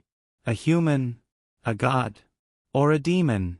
At this moment, they felt as if they were witnessing the arrival of an existence that transcended human beings. What he had done was not something a human could do. In the blink of an eye, he had slaughtered several people. Without stopping, he had already walked to the center of the valley. The people of Bodhi Biogenetics did not dare to rush forward. Instead, they circled around Zhang Xiu and surrounded him. An old man rushed out and shouted angrily, "Zhang Luoxia of Rivertown, how dare you enter Bodhi Biogenetics and kill our disciples?" Zhang Xiu stood with his hands behind his back. What? Is Bodhi Biogenetics a forbidden place that I can't enter, but your disciples are superior and can't be slaughtered? Now, what's wrong with me entering? What's wrong with me slaughtering them? Just as the old man was about to explode, a voice rang out. In front of a demigod, Venerable Bodhi must not be rude. Along with this voice, a man dressed like a landlord walked out. He cupped his hands at Zhang Xiu and said, "Demigod Zhang, you are a dignified demigod. May I know what business you have with Bodhi Biogenetics?" Demigod? Gu Dikang and his guards were once again stunned. It was as if they had been struck by lightning. He is really a demigod? Before this, Gu Dikang had thought that Zhang Xiu could not possibly be a demigod. Only someone like Bodhisattva Li could be a demigod. How could a brat who was not even 20 years old be a demigod? But now, the people of Bodhi Biogenetics had said that Zhang Xiu was a demigod. Moreover, the extraordinary strength he had displayed on his way in had all been verified. He was indeed a demigod. Zhang Xiu pointed at Gu Dikang. "You asked him? Who are you?" Gu Dikang's expression was very ugly, and his heart was very nervous. But when he thought about it, even though Zhang Xiu had killed people to prevent Bodhi Biogenetics from entering the military region, it could be said that he was involved in some way. But in the end, he was the one who killed people. If Bodhi Biogenetics wanted to settle the score, they should be looking for him. After thinking through this point, he calmed down and said, "I am Gu Dikang from the Jingmen military region. I am old friends with Bodhi Biogenetics, and Bodhi Biogenetics once gave me a token as a gift." As he spoke, he handed over the token. The man, who was dressed like a landlord, took the token and looked at it. Gu Dikang said, "Bodhi Biogenetics once promised my Gu family that if we ever have any trouble in the future, with this command medallion, Bodhi Biogenetics will definitely lend a helping hand. I came here today to invite Bodhi Biogenetics to send experts into the military district to revitalize my Gu family. However, I had a quarrel with Zhang Luoxia, and he wants to stop me from recruiting people into the military district. Therefore, when I came here, he killed. Everything he said was the truth. There wasn't the slightest bit of exaggeration, nor was there any malicious slander." The man held the command medallion and muttered to himself. In the end, He took it back and didn't return it to Gu Dikang. The command medallion is real, and so is the promise. According to my ancestors' promise to your Gu family, we will lend a hand. Gu Dikang was overjoyed. He turned to Zhang Xiu and said, Zhang Luoxia, Bodhi Biogenetics will accept the Gu family's command medallion. Bodhi Biogenetics respects you for becoming a demigod. You may leave. As soon as he said this, the surrounding members of Bodhi Biogenetics began to whisper among themselves. He had killed so many people, so how could they let him go so easily? But remember, from today onwards, don't cause any trouble for the Gu family. Gu Dikang thought to himself, this brat got off too easy. Bodhi Biogenetics actually let him go just like that. Ha ha ha! Zhang Xiu suddenly burst into laughter. Who do you think I am? Do you think that what I said was a joke? If Bodhi Biogenetics dares to accept the command medallion and fulfill your promise, I will make sure that Bodhi Biogenetics completely vanishes from this world. The man dressed like a landlord coldly said, Zhang Luoxia, don't be so ignorant. I let you go because it wasn't easy for you to become a demigod. You, Zhang Xiu said disdainfully, you bunch of useless people dare to say that I will let you go? Ignorant. Call Li Puti out. I will slaughter a demigod today. You're courting death. How dare you humiliate our ancestor? An old man dressed in white robes immediately formed a hand seal. A stream of cold water shot towards Zhang Xiu. Child's play. Using the water condensation technique, complemented by cold air, to form a thread, from the cold smoke that was released, the temperature was definitely extremely low. The strength of the magic condensation was also passable, but compared to the Wang family's ancestor, it was still worlds apart. Water gung, reverse. Zhang Xiu casually stretched out his hand and chanted an incantation. The cold water that was shooting towards him seemed to be guided by him. With a slight shake, it changed direction in the air and returned at a speed 10 times faster than before. There was no time to react. The white-robed elder's throat was pierced through by the thread. His eyes bulged as he clutched his throat. Blood flowed out from between his fingers as he fell to the ground, dead. Reverse empty-handed spell? The expressions of the disciples with ordinary genes changed. This wasn't a very advanced spell. When one's strength reached a certain level, they could do it. Many of the people present could do it.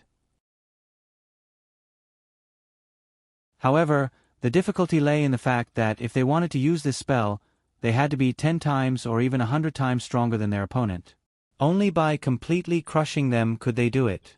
The caster just now was a venerable Bodhi from their ordinary genes. There were many people in Bodhi Biogenetics who were stronger than him, but no one dared to say that they could do it. So strong. Too strong. They had only heard that the demigod realm was extraordinary. Today, they finally experienced it for themselves. Everyone attacked together. Their roars were filled with great anger, but there was also fear under the anger. This person was really too strong. If they fought him alone, they would be killed one by one. Now, they could only rely on the advantage of numbers and fight him to death by taking turns. As soon as they finished speaking, they had already surrounded Zhang Xiu.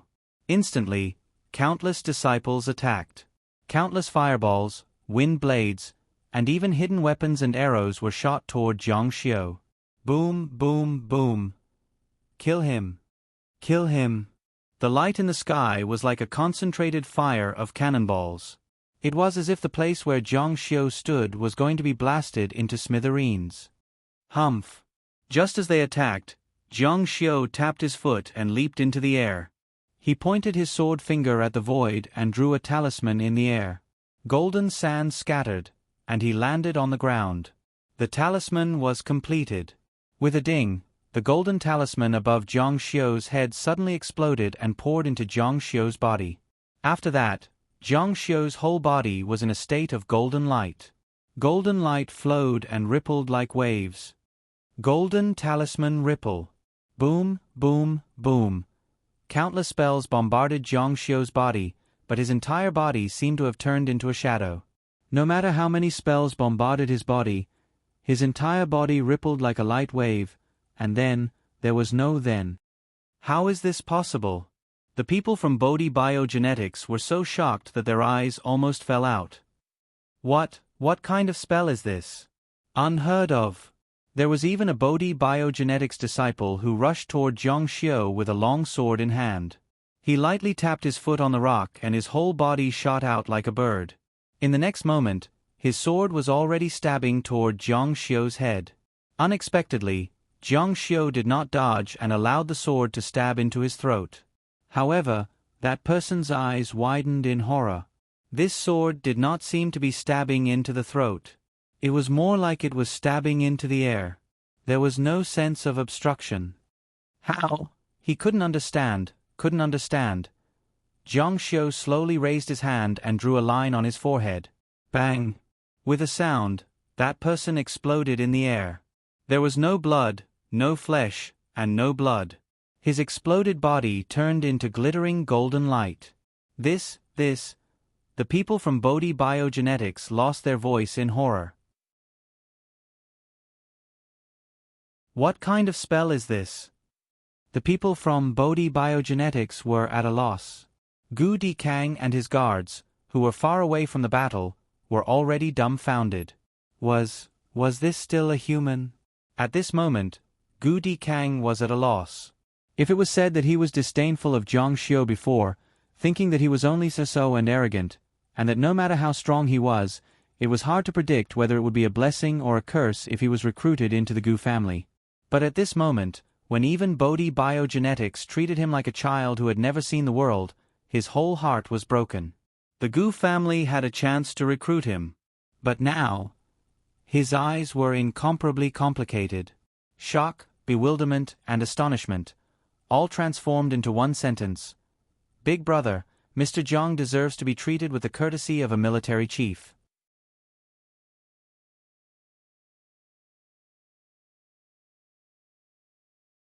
Chapter 130. The spells were still wreaking havoc in the sky, but every time a spell landed on Jiang Xiu's body, his body would ripple like water, passing through his body and shooting into the distance. No matter how powerful or how sudden the spells were, they could not hurt him in the slightest. He was like an image, but he was a real person. He could kill people with a raise of his hand. Jiang Xiu's means were far beyond the knowledge of Bodhi Biogenetics. Everyone was shocked. Martial arts grandmasters, magic masters, and talented people were all like children in front of Jiang Xiu. The spells, sword chi, and arrows in the sky were like children's toys, useless. How can this be? Let's gather all our strength together. More than 10 martial arts practitioners lined up in a row and transferred their neishi to the person in front of them, layer by layer, and concentrated all their strength on the person in the front. Wave folding fist. The man in the front stomped his feet, and the rocks under his feet cracked. His neishi rushed out, and the clothes on his body instantly swelled up. He struck out with a bang, and the momentum of his fist was like an endless river. The invisible chi formed the shape of waves, one wave after another pushing forward the previous wave, and the strength kept increasing. Boom, boom, boom. Everywhere the waves passed, the rocks on the ground were all blown up. Good fist art. The guards accompanying Gu Dikang couldn't help but cheer. This fist art was really amazing. It was extremely difficult to transfer the neishi, and the harder part was still to come. Wave after wave, the strength kept increasing, and the power of this fist was at least 10 times stronger than before. It was a first-class fist art that could increase one's strength by more than 10 times. It was the best fist art that could increase one's strength by more than 10 times. There were only a few such fist arts in the world today, and they were all ancient fist arts. Those that could increase one's strength by more than 100 times only existed in legends.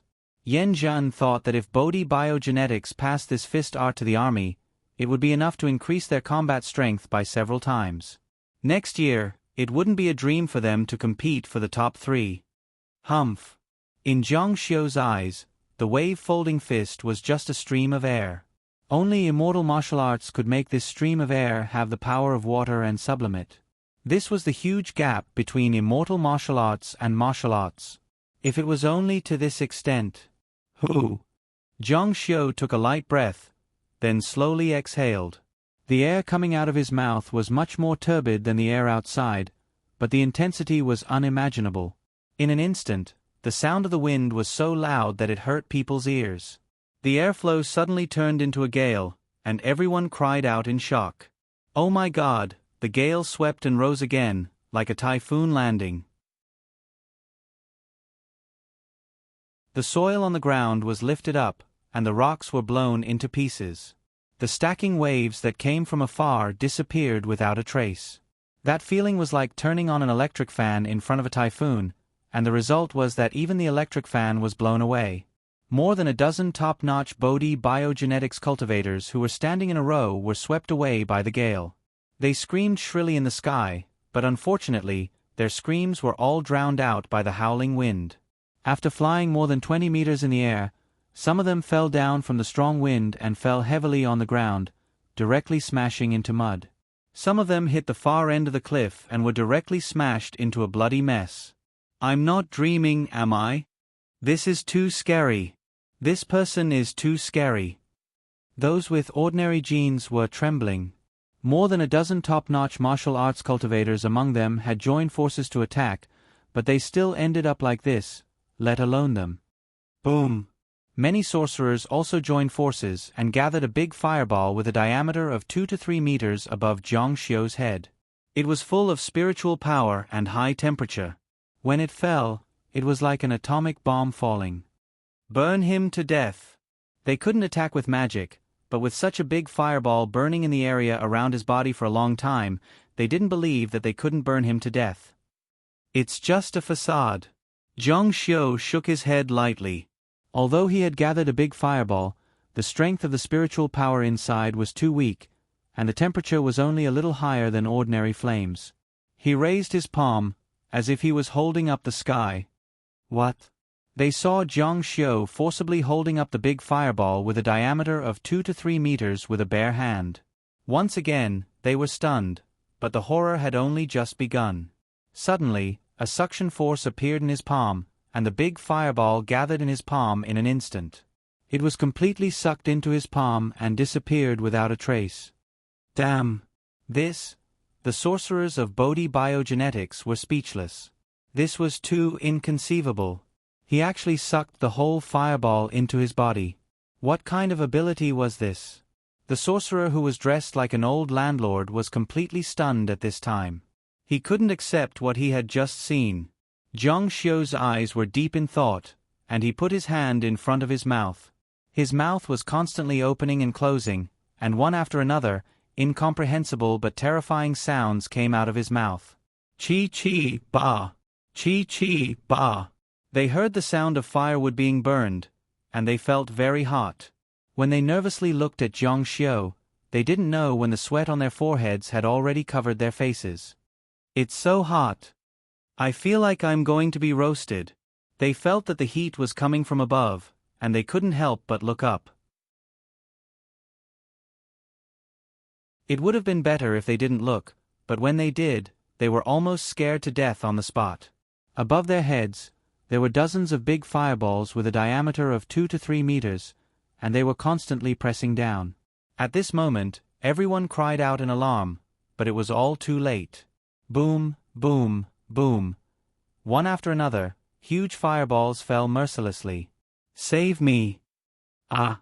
This part of the world was instantly turned into a hellish field of fire. Even if they didn't die on the spot, they would be burned to death by the fireballs. "Zhang Luoxia, how could you be so ruthless?"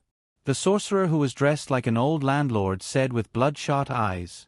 In a short period of time, dozens of Bodhi biogenetics martial and magic experts were killed. The losses were heavy. Bodhi biogenetics didn't even suffer such heavy losses in the war back then. "Do you think I'm joking with you? Anyone who dares to enter his military region will be taught a lesson by me." When Gu Dikang heard this, his state of mind was completely different. He finally felt fear in his heart. Fear grew in his heart, causing his face to turn ashen. His eyes bulged in anger, and his entire body began to tremble. Who would have thought that Zhang Luoxia of River City was so powerful that even Bodhi biogenetics was like a clay chicken in front of him? It was laughable that he didn't recognize a demigod in front of him. If he hadn't been so arrogant and self-opinionated, he wouldn't have taken his second brother's words seriously. If he had treated him like a distinguished guest, the result would have been completely different. With his godlike methods, not to mention the top 3 in the army, it wouldn't have been impossible for him to fight for first or second place. He would have even protected the Gu family's wealth and splendor. Call Li Puti out. Zhang Xiu stood with his hands behind his back, looking majestic. You're not worthy. The old landlord was so angry that his cheeks were trembling. With a hexagonal hat on his head and a yellow vest on his body, he really looked like someone from the Republic of China. Call the Son of God out. Everyone who heard this was shocked. Venerable Bodhi. Listen to me, hurry up and go. Zhang Xiu asked curiously, Son of God? What Son of God? You'll know soon enough. The man didn't answer Zhang Xiu. Suddenly, a beast-like roar could be heard from the ancient past, followed by the sound of metal clashing. It was as if a cage had been opened. Black figures jumped down from the cliff, each of them reaching a height of more than 10 meters. In the blink of an eye, they had already arrived at the scene. There were 5 or 6 of them in total. They were all wearing black sweaters, their faces obscured. Every one of them exuded a terrifying aura. Their heavy breathing made one's heart palpitate inexplicably. Zhang Xiu was also shocked to see these people. In his eyes, these people all exuded a terrifying black aura. This was the aura of a god elementalist, a ruthless aura. Who are these people? The landlord said, They are all the sons of God. They all possess the power of God. Zhang Luoxia, you will pay for what you've done today. Do you think that Bodhi biogenetics is as easy to bully as those sects and organizations? Today, you will pay a painful price.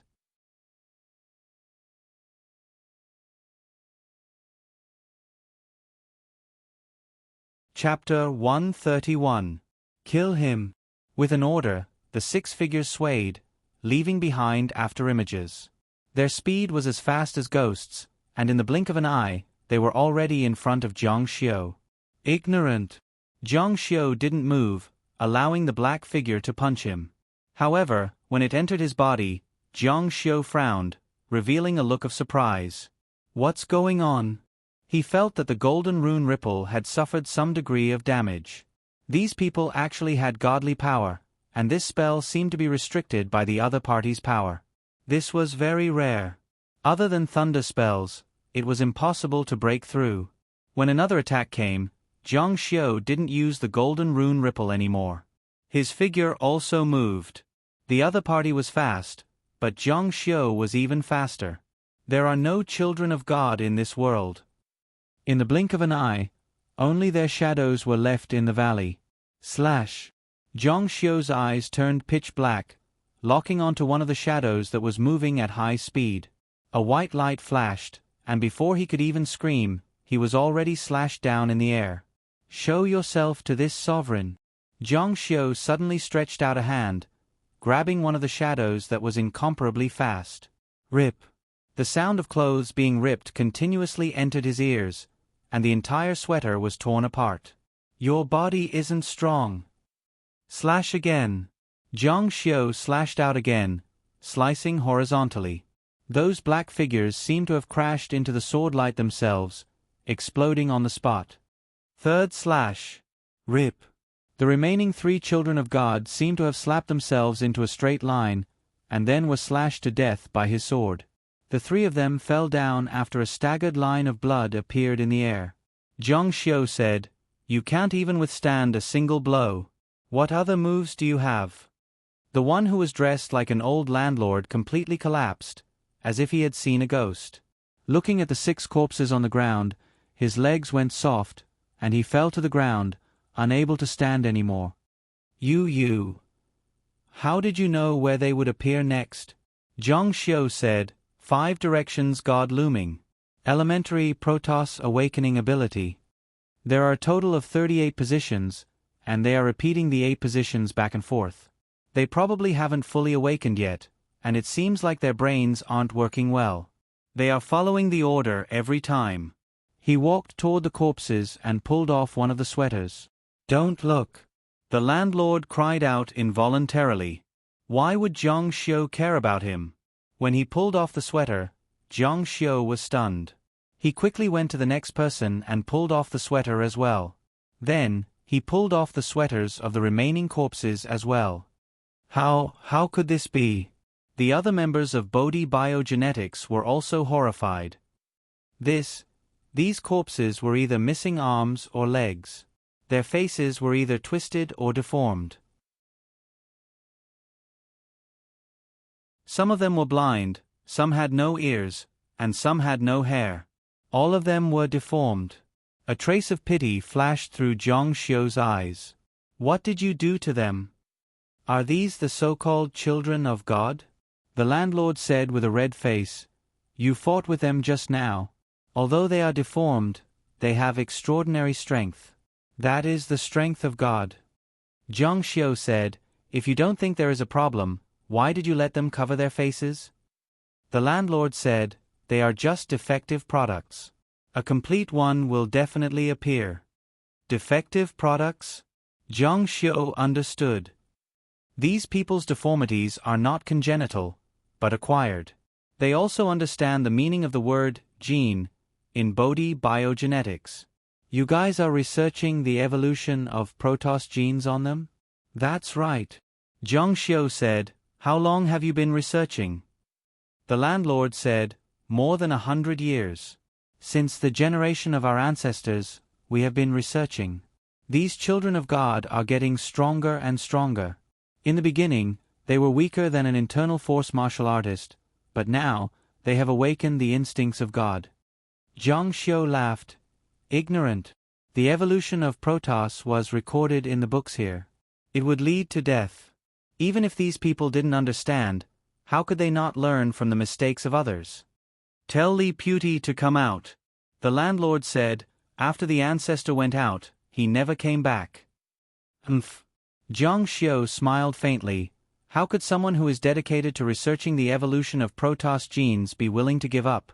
If he really did, then everything here would stop. If you don't come out, I will kill you all. From the depths of the valley came a hearty voice. Ha ha ha. A figure walked out from the valley. Every step he took covered more than 10 meters.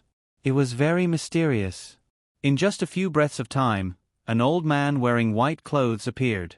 His hair was disheveled, but his face was rosy and his skin was sparkling like a baby's. Li Puti? Gu Dikang had seen the portrait before. The person in front of him was exactly the same. That's right, I am Li Puti. The smile on his face was like a spring breeze. His whole body seemed to be shining with light. This was a god standing erect in the east. Old ancestor. The disciples of Bodhi Biogenetics were all shocked. Then, they all knelt down and saluted. This disciple greets the old ancestor. Whether Li Puti was alive or dead was a mystery to them. In their hearts, they thought that the old ancestor had already passed away. After all, he was almost 200 years old. When a 200-year-old man appeared in front of them, the visual impact was too strong. Li Puti's gaze swept across the scene. Even with his cultivation realm, a trace of bitterness flashed in his eyes.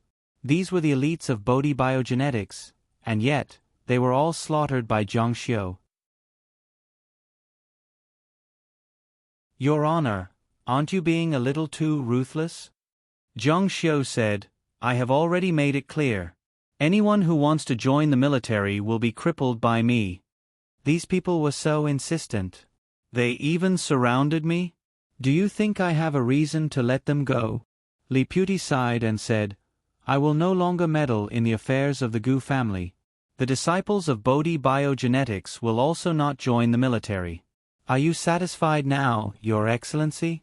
They offended a demigod, and Your Excellency killed so many of them. From now on, our grievances are no more. You go your way, and I will go mine.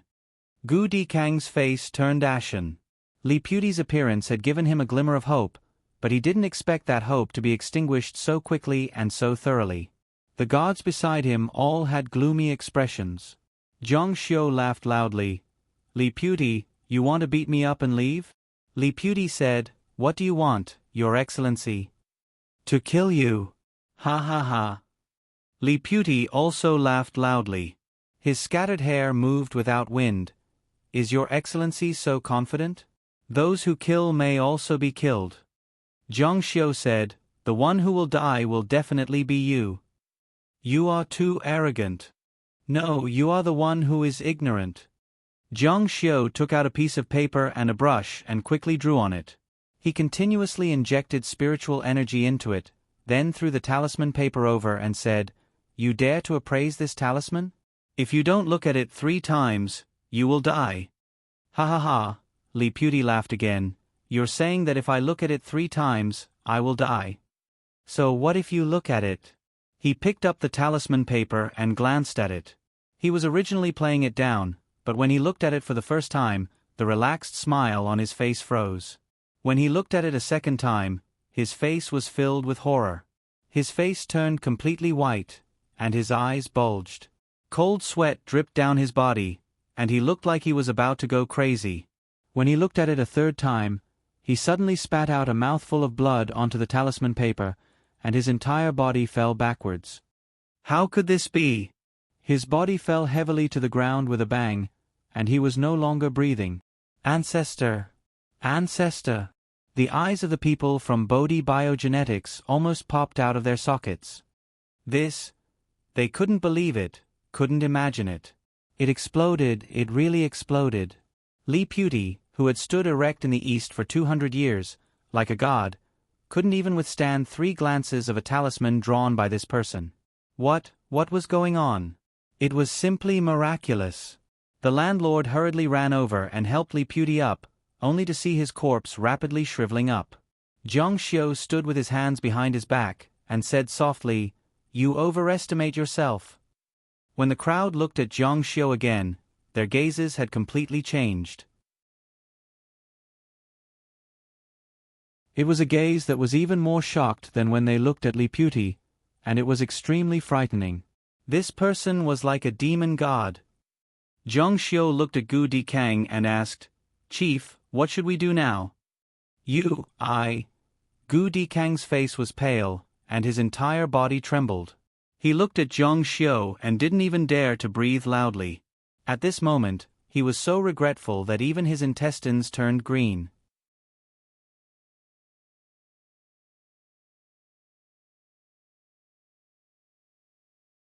Chapter 132.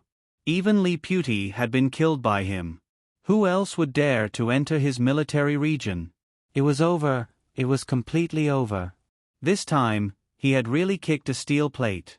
No, he had kicked a bomb and exploded it. The future of the entire military region had been completely destroyed by him. At this point, anyone who wanted to enter his military region would have to consider whether they were stronger than Li Puti and whether they could withstand the revenge of that devil-like person. Gu Dikang. Hearing his angry shout, Gu Dikang's soul almost flew out of his body. It was as if he had seen a ghost. His heart trembled with fear and his legs went weak. Seeing Zhang Xiu's murderous aura coming at him, he could no longer suppress the fear in his heart. He no longer cared about his status as the head of the military region and knelt down with a thud, kowtowing in a hurry. You don't dare anymore? He was truly beaten into submission. With Zhang Xiu's strength, how could he have the courage to resist? He kept kowtowing and begging for mercy. What a joke, if someone wrote a talisman for you to look at, you would die. Zhang Xiu's aura was like a flood as he walked over step by step. In Su Rongji's former residence, I broke the limbs of your guards. Do you admit defeat? Yes. He took another step forward. I defeated Guayu and retreated from Luoyin Gate. Do you admit defeat? Yes. He took another step forward. I slaughtered Bodhi Biogenetics and killed so many people that their heads rolled. Do you admit defeat? Yes, of course I admit defeat. He took another step forward. I killed Li Puti with a talisman with 3 eyes. Do you admit defeat? Gu Dikang desperately kowtowed and said, I'm convinced. I'm not worthy. A person like me who is arrogant, disrespectful to martial artists is not worthy at all. I'm the one who relied on my authority to trample on martial artists' dignity. I beg for Mr. Zhang's forgiveness, Zhang Xiu said. So you also know? Gu Dikang was trembling all over. He didn't even dare to raise his head. Zhang Xiu was too terrifying. He was completely scared out of his wits. Mr. Zhang, I'm not a martial artist, let alone a cultivator. Please spare my life. Zhang Xiu looked at the obedient Gu Dikang and sneered. Weren't you very arrogant when you were in Su Rongji's former residence? Didn't you want me to pay you a visit? What? Can't you show off now? Hearing this, Gu Dikang was scared out of his wits. You're not really going to kill me, are you? Mr. Zhang, please spare my life. Mr. Zhang, please spare my life. When the guards saw their chief kowtowing to Zhang Xiu and begging for mercy, their feelings were very complicated. They had never seen such an ugly side of their chief, who was so dignified and lofty, before. It was as if a bottle of mixed feelings had been knocked over. Ironically, when they first saw Zhang Xiu, they didn't take him seriously and treated him as a gilded family member. Zhang Xiu's gaze was sharp. I have never shown mercy to those who offend me. I will only repay them 10-fold or even 100-fold. However, seeing that you are Gu Shu's elder brother, I will spare your life for now. Phew!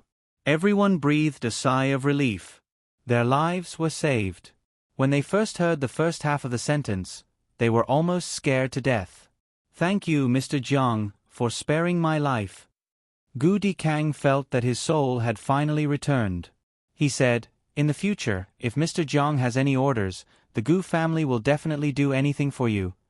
He was a shrewd person.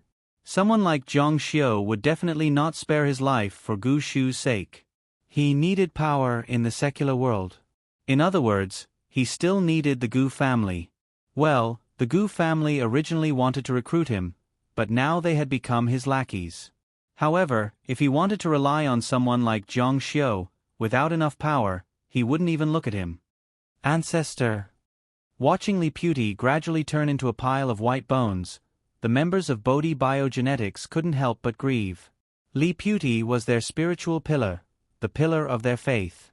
His death was not only death, but also the collapse of the faith of these people.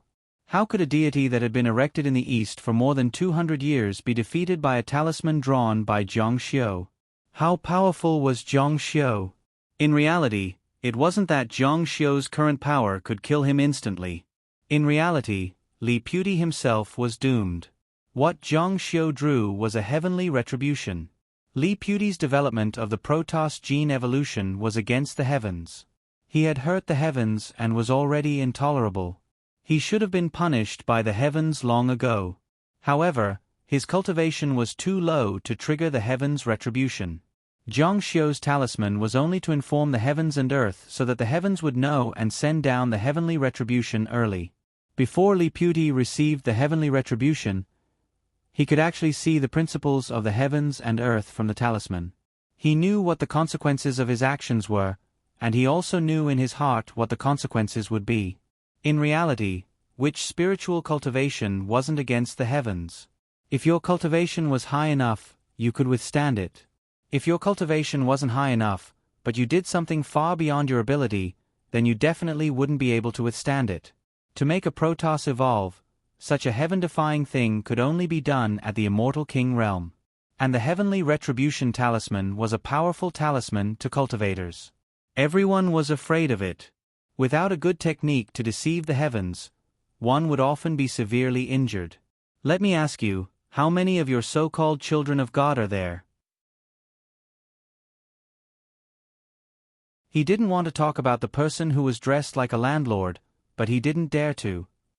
There are many more. How many is many? There was a genetic research base in the valley. There were tens of thousands of similar test subjects, ranging in age from infants to adults to the elderly. Some succeeded but most failed. The 6 people they released to deal with Zhang Xiu were the most successful. Kill them all. don't leave a single one alive. Jiang Xiu was worried that the landlord would do something to let one or two go. He said, "Do you know why Li Puti is researching this?" The landlord said, "For the country and its people." Jiang Xiu almost laughed out loud. It's because he stopped on the path of cultivation. Later, he accidentally discovered the theory of Protoss evolution. He wanted to research a complete Protoss gene and transplant it into his own body in search of a breakthrough. I can tell you very clearly that this path is a dead end. Apart from bringing disaster, there will be no benefits. Jiang Xiu's gaze swept over the research base. So, don't leave a single one here. Don't think that this is his heart's work.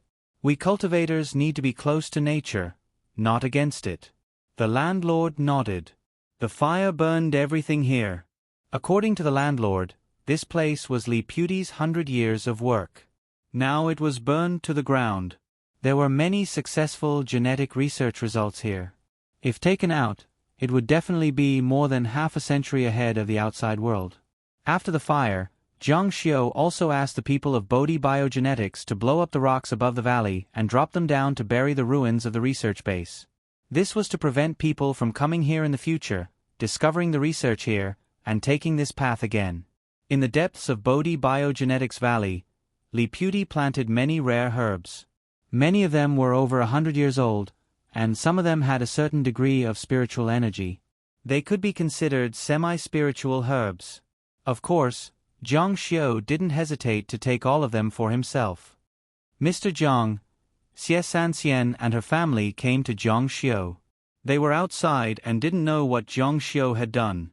They only saw Jiang Xiu coming in and didn't dare to follow. In the end, not only was Jiang Xiu fine, but the people of Bodhi Biogenetics also seemed to be convinced. Now, are you willing to let me treat your illness? Looking at the people around them, even Gu Dikang was respectful to Jiang Xiu. How could they refuse? Besides, they had no choice. Thank you, Mr. Jiang. Take off your coat and mask. The beautiful woman looked around and said, "Can you ask them to leave first?" You can leave. Jiang Xiu was naturally aware of the beautiful woman's worries. He sent them all out. After they all left, the beautiful woman said, "Mr. Jiang, please be mentally prepared. You might be scared." Jiang Xiu laughed. What's there to be scared of? If I'm not wrong, your husband should be neither human nor monster. His form is very scary.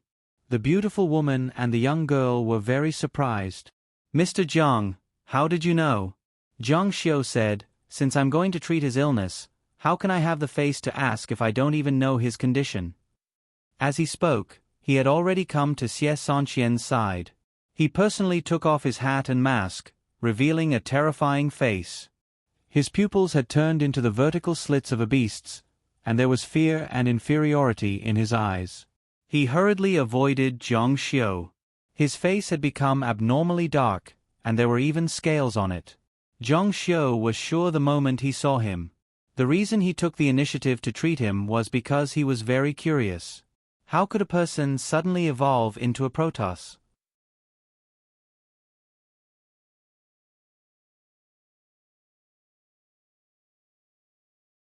Chapter 133.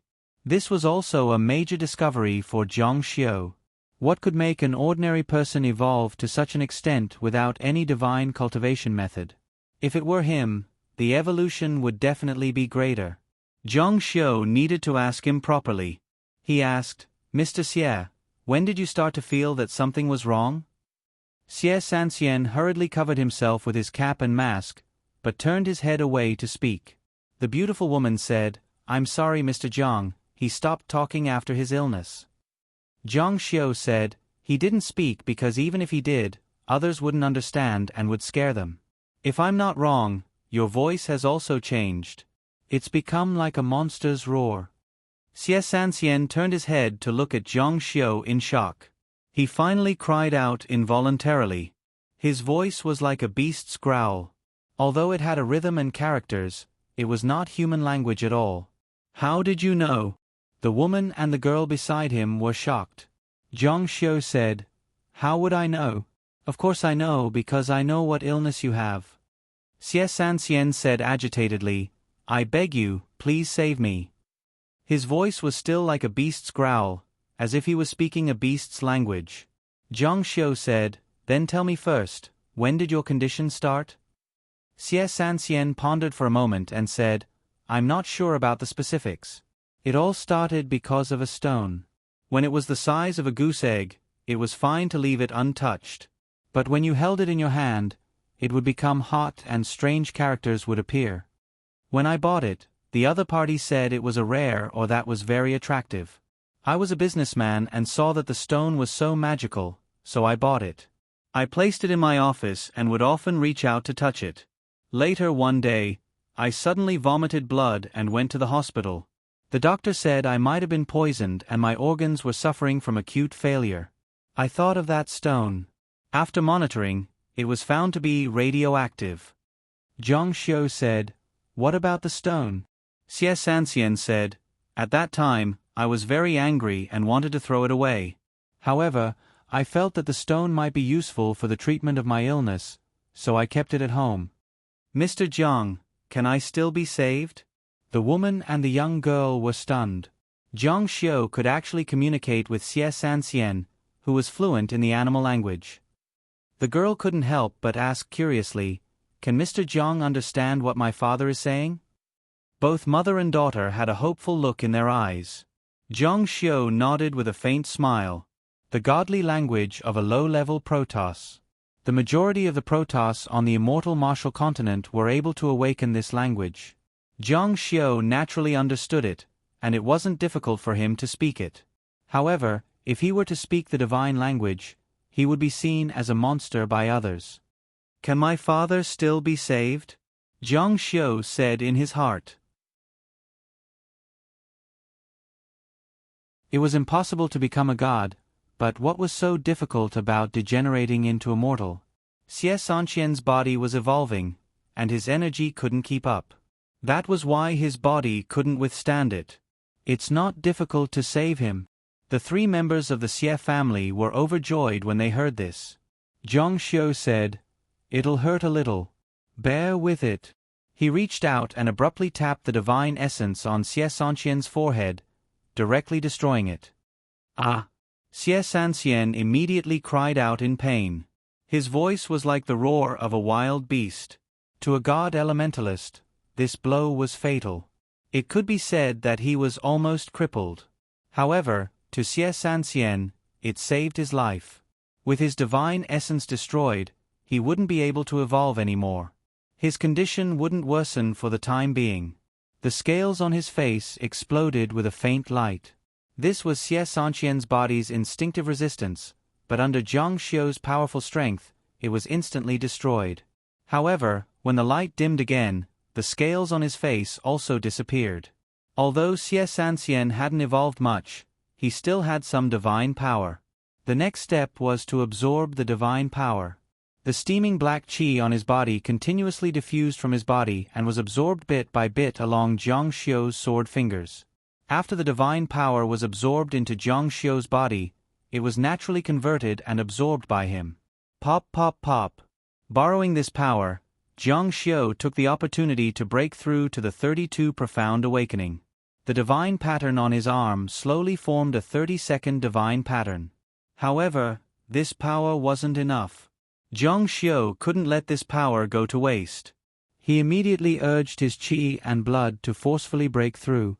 His qi and blood made popping sounds in his body.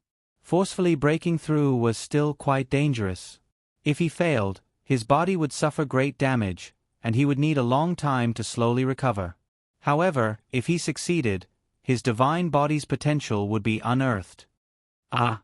The divine power in Xie Sanxian's body was swept away, and he cried out in pain. His pained voice was simply hair-raising. The mother and daughter beside him were so scared that they trembled. It felt as if Xie Sanxian was about to go berserk. Sanxian! Father! However, Zhang Xiu's finger on his forehead was like a mountain pressing down on his forehead. No matter how hard he struggled on the ground, his forehead couldn't move at all. Boom! The blood particles in Jiang Xiu's body suddenly exploded again, breaking through the membrane wall. Then, they suddenly contracted, and the divine power in his body increased by another level. The 30-second divine pattern became clear. This divine pattern was a little long, and completely leaned to the left. It was 3 or 4 centimeters long, and was the longest rune so far. This stroke also outlined the outline of the divine pattern. Unfortunately, Jiang Xiu didn't recognize this rune. Although Jiang Xiu was an old monster who had cultivated for 3,000 years, it was impossible for him to recognize all the characters. Some were created by a small race or tribe, and some were hidden by their race. Jiang Xiu wouldn't be able to recognize such a situation. However, from his cultivation so far, there were 2 possibilities for his race. One was that he was an extremely ancient primitive Protoss, and the other was that he was a completely new Protoss that had never appeared before. Everything was still unknown. After his divine power was sucked dry, Xie Sanqian's pain was also reduced, and he let out a sigh of relief. The mother and daughter nervously asked, "How is it?" Xie Sanqian said, "Much better." When a mortal evolved into a god, all of their bodily functions would change. Naturally, they wouldn't be able to adapt. It was just like how a woman would feel uncomfortable when her period came, let alone when her entire body changed. How could she adapt to it? Now that he had returned, he naturally felt comfortable. However, he didn't know that this was a regression of his race. "Dad, you're speaking human language." They suddenly realized that Xie Sanqian's words were human language. Really, Xie Sanqian said a few more words. Although it was very vague, they could vaguely understand. His eyes were filled with ecstasy, and the vertical pupils in his eyes had retreated. Jiang Xiu said, "Your declining organs need to be slowly adjusted. As long as you pay more attention to rest, there should be no problem." Thank you, Mr. Jiang." The family of 3 was deeply grateful. Jiang Xiu said, "No need, Mr. Xie. Give me that stone. It's useless for you." Xie Sanqian had no problem with it. He couldn't agree to any request of his savior, not to mention that harmful thing. He couldn't wait to give it away. He said vaguely, "I don't have that stone with me. It's in my house in Pinghai. I'll send it to your house in the future." Jiang Xiu shook his head and said, "No need to trouble yourself. It's best that no one touches that thing. When I'm free, I'll go to Pinghai. It won't be too late for you to take it out then. I'll listen to Mr. Jiang's arrangements." Jiang Xiu was afraid that the stone would cause a second person to become deified. He was also worried that the stone would be lost. Jiang Xiu hadn't seen the stone before, so he didn't know what caused Xie Sanqian to become deified. However, for the current Jiang Xiu, it was definitely of great value. It could even be of great use to his cultivation. Jiang Xiu was very curious. What kind of stone was it that could cause Xie Sanqian to evolve into a Protoss? He didn't seem to have heard of such a thing in the immortal martial continent. However, there were all kinds of strange things in the world. Every place had its own specialties. Just because something didn't exist in the immortal martial continent didn't mean that it didn't exist on Earth. Earth had mobile phones, but didn't the immortal martial continent have them? It wasn't surprising that anything existed in this world. Seeing Xie Sanqian walk out standing, the people outside all clicked their tongues in amazement. They had a new understanding of Jiang Xiu. Not only was this person powerful, but he also had medical skills.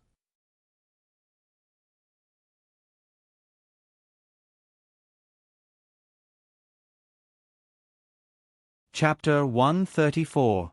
Are you sure it's really Jiang Xiu? He had already escaped from Ninghai City, entered the mountains, and was preparing to cross the national line. The possibility of him coming back was very low. The police officer said, "It shouldn't be wrong." This was a big case that involved Tang Zhengping's only son. They tried their best to show their faces in front of the big boss. Zhang Yi and his wife's hearts sank. This was the news they didn't want to hear the most. They knew that once Jiang Xiu came back, he would definitely die. Son, don't come back. Ling Dongqing was much calmer this time.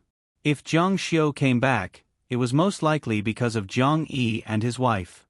In that case, there was no need to rush to arrest him. He might even voluntarily surrender. Organize people to arrest him. Jiang Xiu was most likely caught. The next thing to do was to deal with another matter. Was it an accident or a deliberate murder? Tang Shu wanted Jiang Xiu's life to avenge his son. Not only did Jiang Xiu have to die, but he also wouldn't let this couple off. Then, what he had to do next was to make it a deliberate murder. He said, "You heard it too. Your son is back. You should admit it honestly." Jiang Yi said excitedly, "What do you want us to admit?" Ling Dongqing said, "How you planned it and how you ordered Jiang Xiu to kill Tang Jiming." "Don't try to wrong a good person." Ling Dongqing said, "Don't be stubborn. You seem to have forgotten that you still have a pair of good friends, Chang Hanlin and his wife from the Chang clan group, and their daughter, Chang Lingsu. They are now guests at Tang Shu's house." Jiang Yi and Lin Yueling's expressions changed when they heard this. It was as if they had seen what happened 12 years ago happen again. It was exactly the same. At this moment, they felt a great pain in their hearts. Despicable. At this time, Tang Zhongping's home was indeed hosting a banquet for Chang Hanlin's family. Whether Jiang Xiu came back or not, this family was the key. However, Tang Zhongping's face was very calm, and no one could tell that his son had just passed away. "Brother Hanlin, it's been more than 10 years since we last met." Chang Hanlin didn't want to go, but he had no choice but to bring his wife and daughter. Unlike other people who were summoned by the municipal committee, his face was indifferent.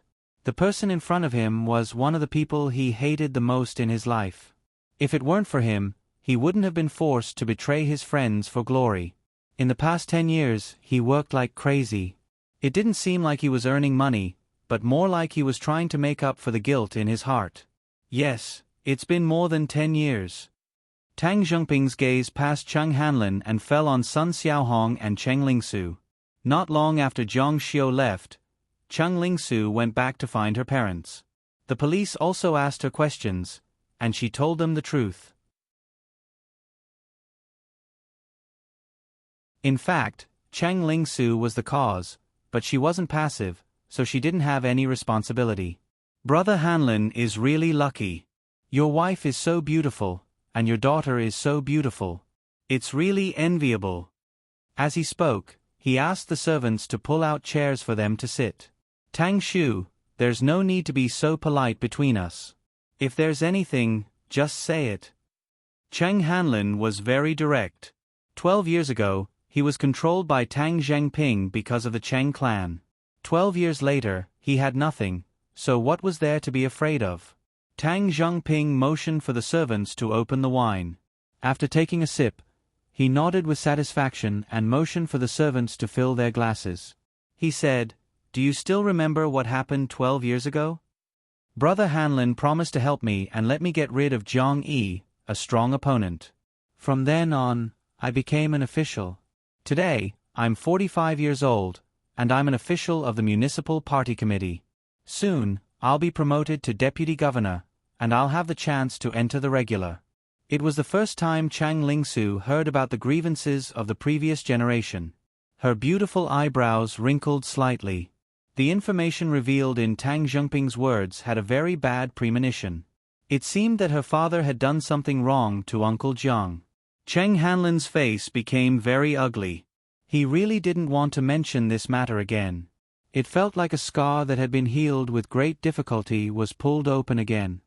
"Tang Shu invited our family here just to say this?" Tang Zhengping said, "Of course not. I'm just kindly remembering the past for Brother Hanlin. Don't forget what you've done." Cheng Hanlin's face became very ugly. "What Brother Hanlin did 12 years ago gave you 12 years of glory. The Chung clan's real estate gave you both fame and fortune. But unfortunately, you accidentally went bankrupt. But it doesn't matter. 12 years have passed, and the opportunity has come to you again. Brother Hanlin should know what happened recently. Jiang Yi's son murdered my son. Chung Hanlin also heard about this matter. When he heard the news, he was really shocked. His first thought was that Zhang Xiu knew what happened that year and wanted to avenge his father. As long as your family testifies in court that Zhang Xiu deliberately murdered my son, especially your daughter, I can let the bank give you a free loan. You have the final say on the amount. As soon as he finished speaking, the courtyard under the night seemed to be quiet all of a sudden.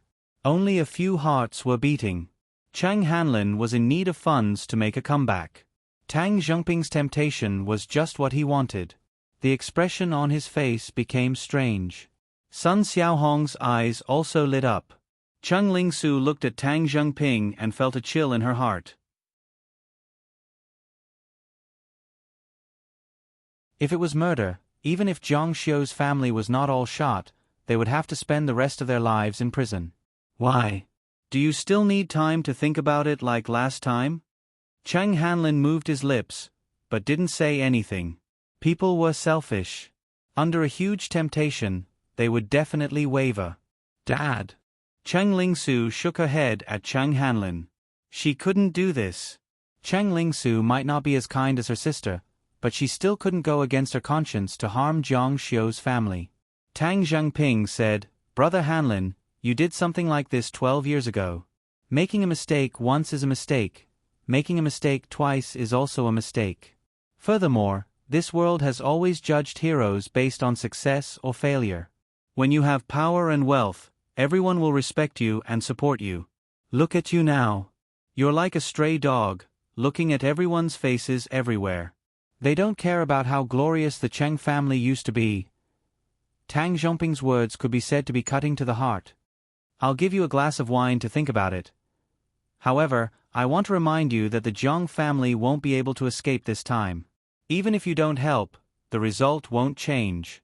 Chung Hanlin might not believe it if someone else said this, but Tang Zhongping was the deputy governor of Jiangnan and the party secretary of Ninghai City. In addition, he had the powerful Tang family behind him. In Jiangnan, there were very few things that he couldn't do. How much can the bank give me for free? Tang Zhongping said, as I said just now, you can decide the amount. This is what I, Tang Zhongping, said. If you want more, I can use the family's power to transfer it to you from other cities. Chung Hanlin clenched his hands nervously, and his eyes turned red. Dad. Chung Hanlin said, I, Chung Hanlin, have already gone against my will once. This time, I won't do anything against my own will. Hearing this, Chung Lingsu breathed a sigh of relief, while Sun Xiaohong had a complicated look in her eyes. Tang Zhongping said with a smile, Brother Hanlin, 12 years have passed. You've also been in the business world for 12 years. Why hasn't your temper changed? Do I have to force you? Do you still remember the evidence from back then? I still have it. As long as I take it out, you can't escape from prison. Chung Hanlin's face suddenly changed. You, Tang Zhongping said, just like before, you'll probably go to prison for 3 to 5 years. His face suddenly turned cold. You refuse a toast only to be forced to drink a forfeit. If you want to go to prison, I don't mind sending you to be with Zhang Yi. Chung Hanlin's face became very ugly. Sun Xiaohong excitedly grabbed Chung Hanlin's arm. Hanlin, why don't we agree with him? You can't go to prison. If you go to prison, what will happen to us? As she said this, tears fell down. Tang Zhongping said, My patience is limited. I'll count to 3. 1. 2. Suddenly, there was a movement outside. A person who looked like a butler ran over nervously and said, Tang Shu, a young man is outside. He said he is Zhang Xiu. What? Tang Zhongping stood up from his seat. Why is he here?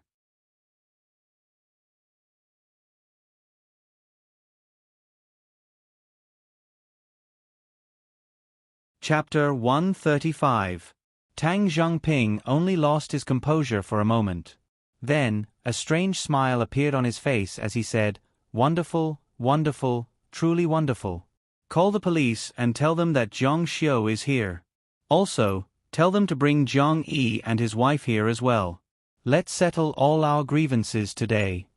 The man who looked like a housekeeper responded and left. Not long after, a young man walked in unhurriedly. He wasn't as down and out as imagined, nor was he angry. Everything was so calm. When he saw Jiang Xiu, the anger in Tang Zhongping's heart rose uncontrollably. It was this person. It was this person who killed Jiming. It was him. Jiang Xiu said, "Tang Shu, aren't you going to invite me to sit?" Tang Zhongping sneered. "Sit." After sitting down, Jiang Xiu looked at Chang Hanlin's family of 3 opposite him. He said, "What a coincidence. It turns out that Uncle Cheng's family is also here." "What were you talking about just now? Conspiring? How are you going to set up my Jiang family again?" Chang Hanlin said, "Minor repairs." "Don't misunderstand. They were already sitting in the other party's seat. What was there to misunderstand? In addition, it was too difficult to make people believe what happened 12 years ago.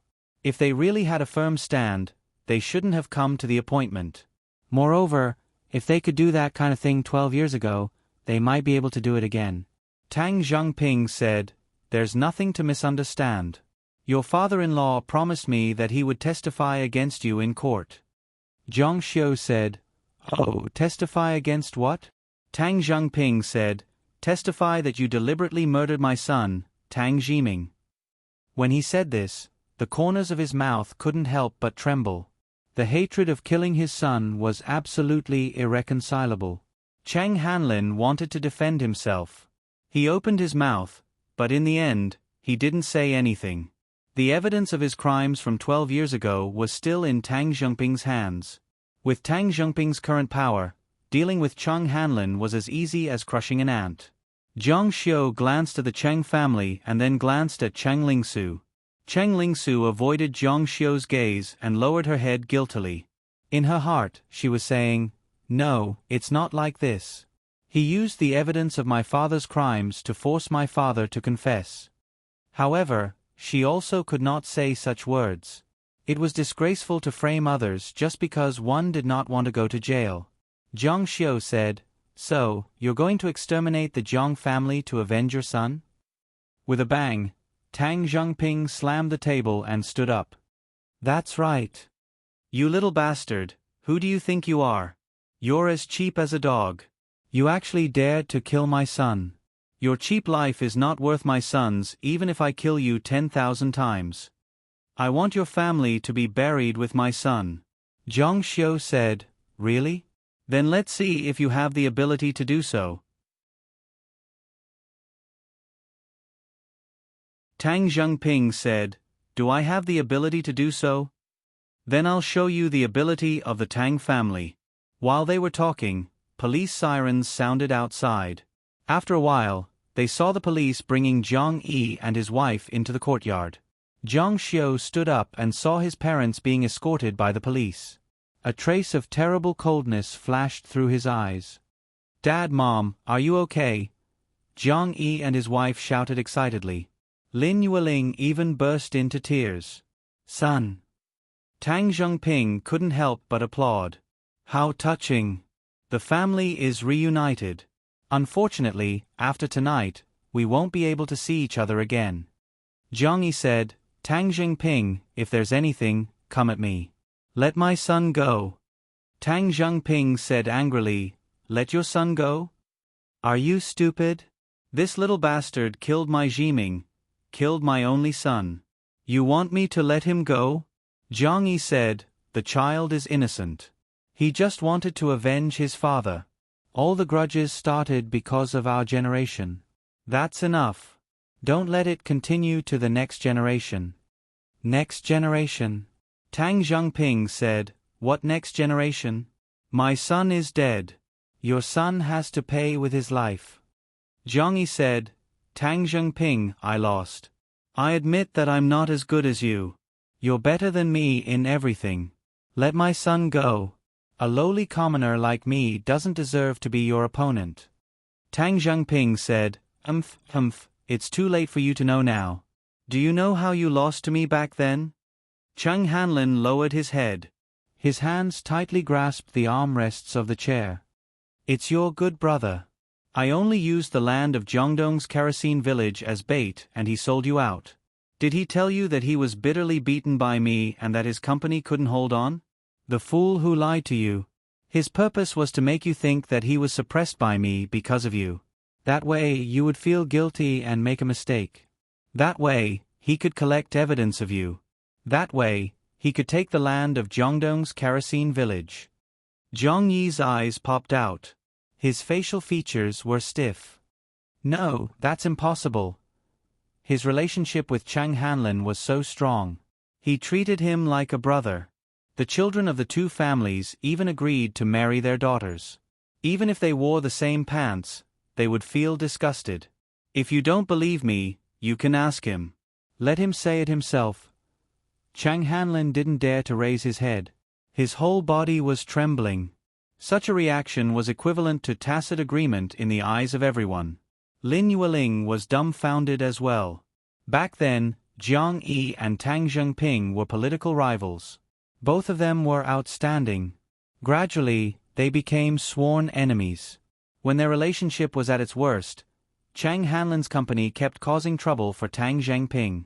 Lin Yueling and Jiang Yi naturally thought that Chang Hanlin was implicated because of them.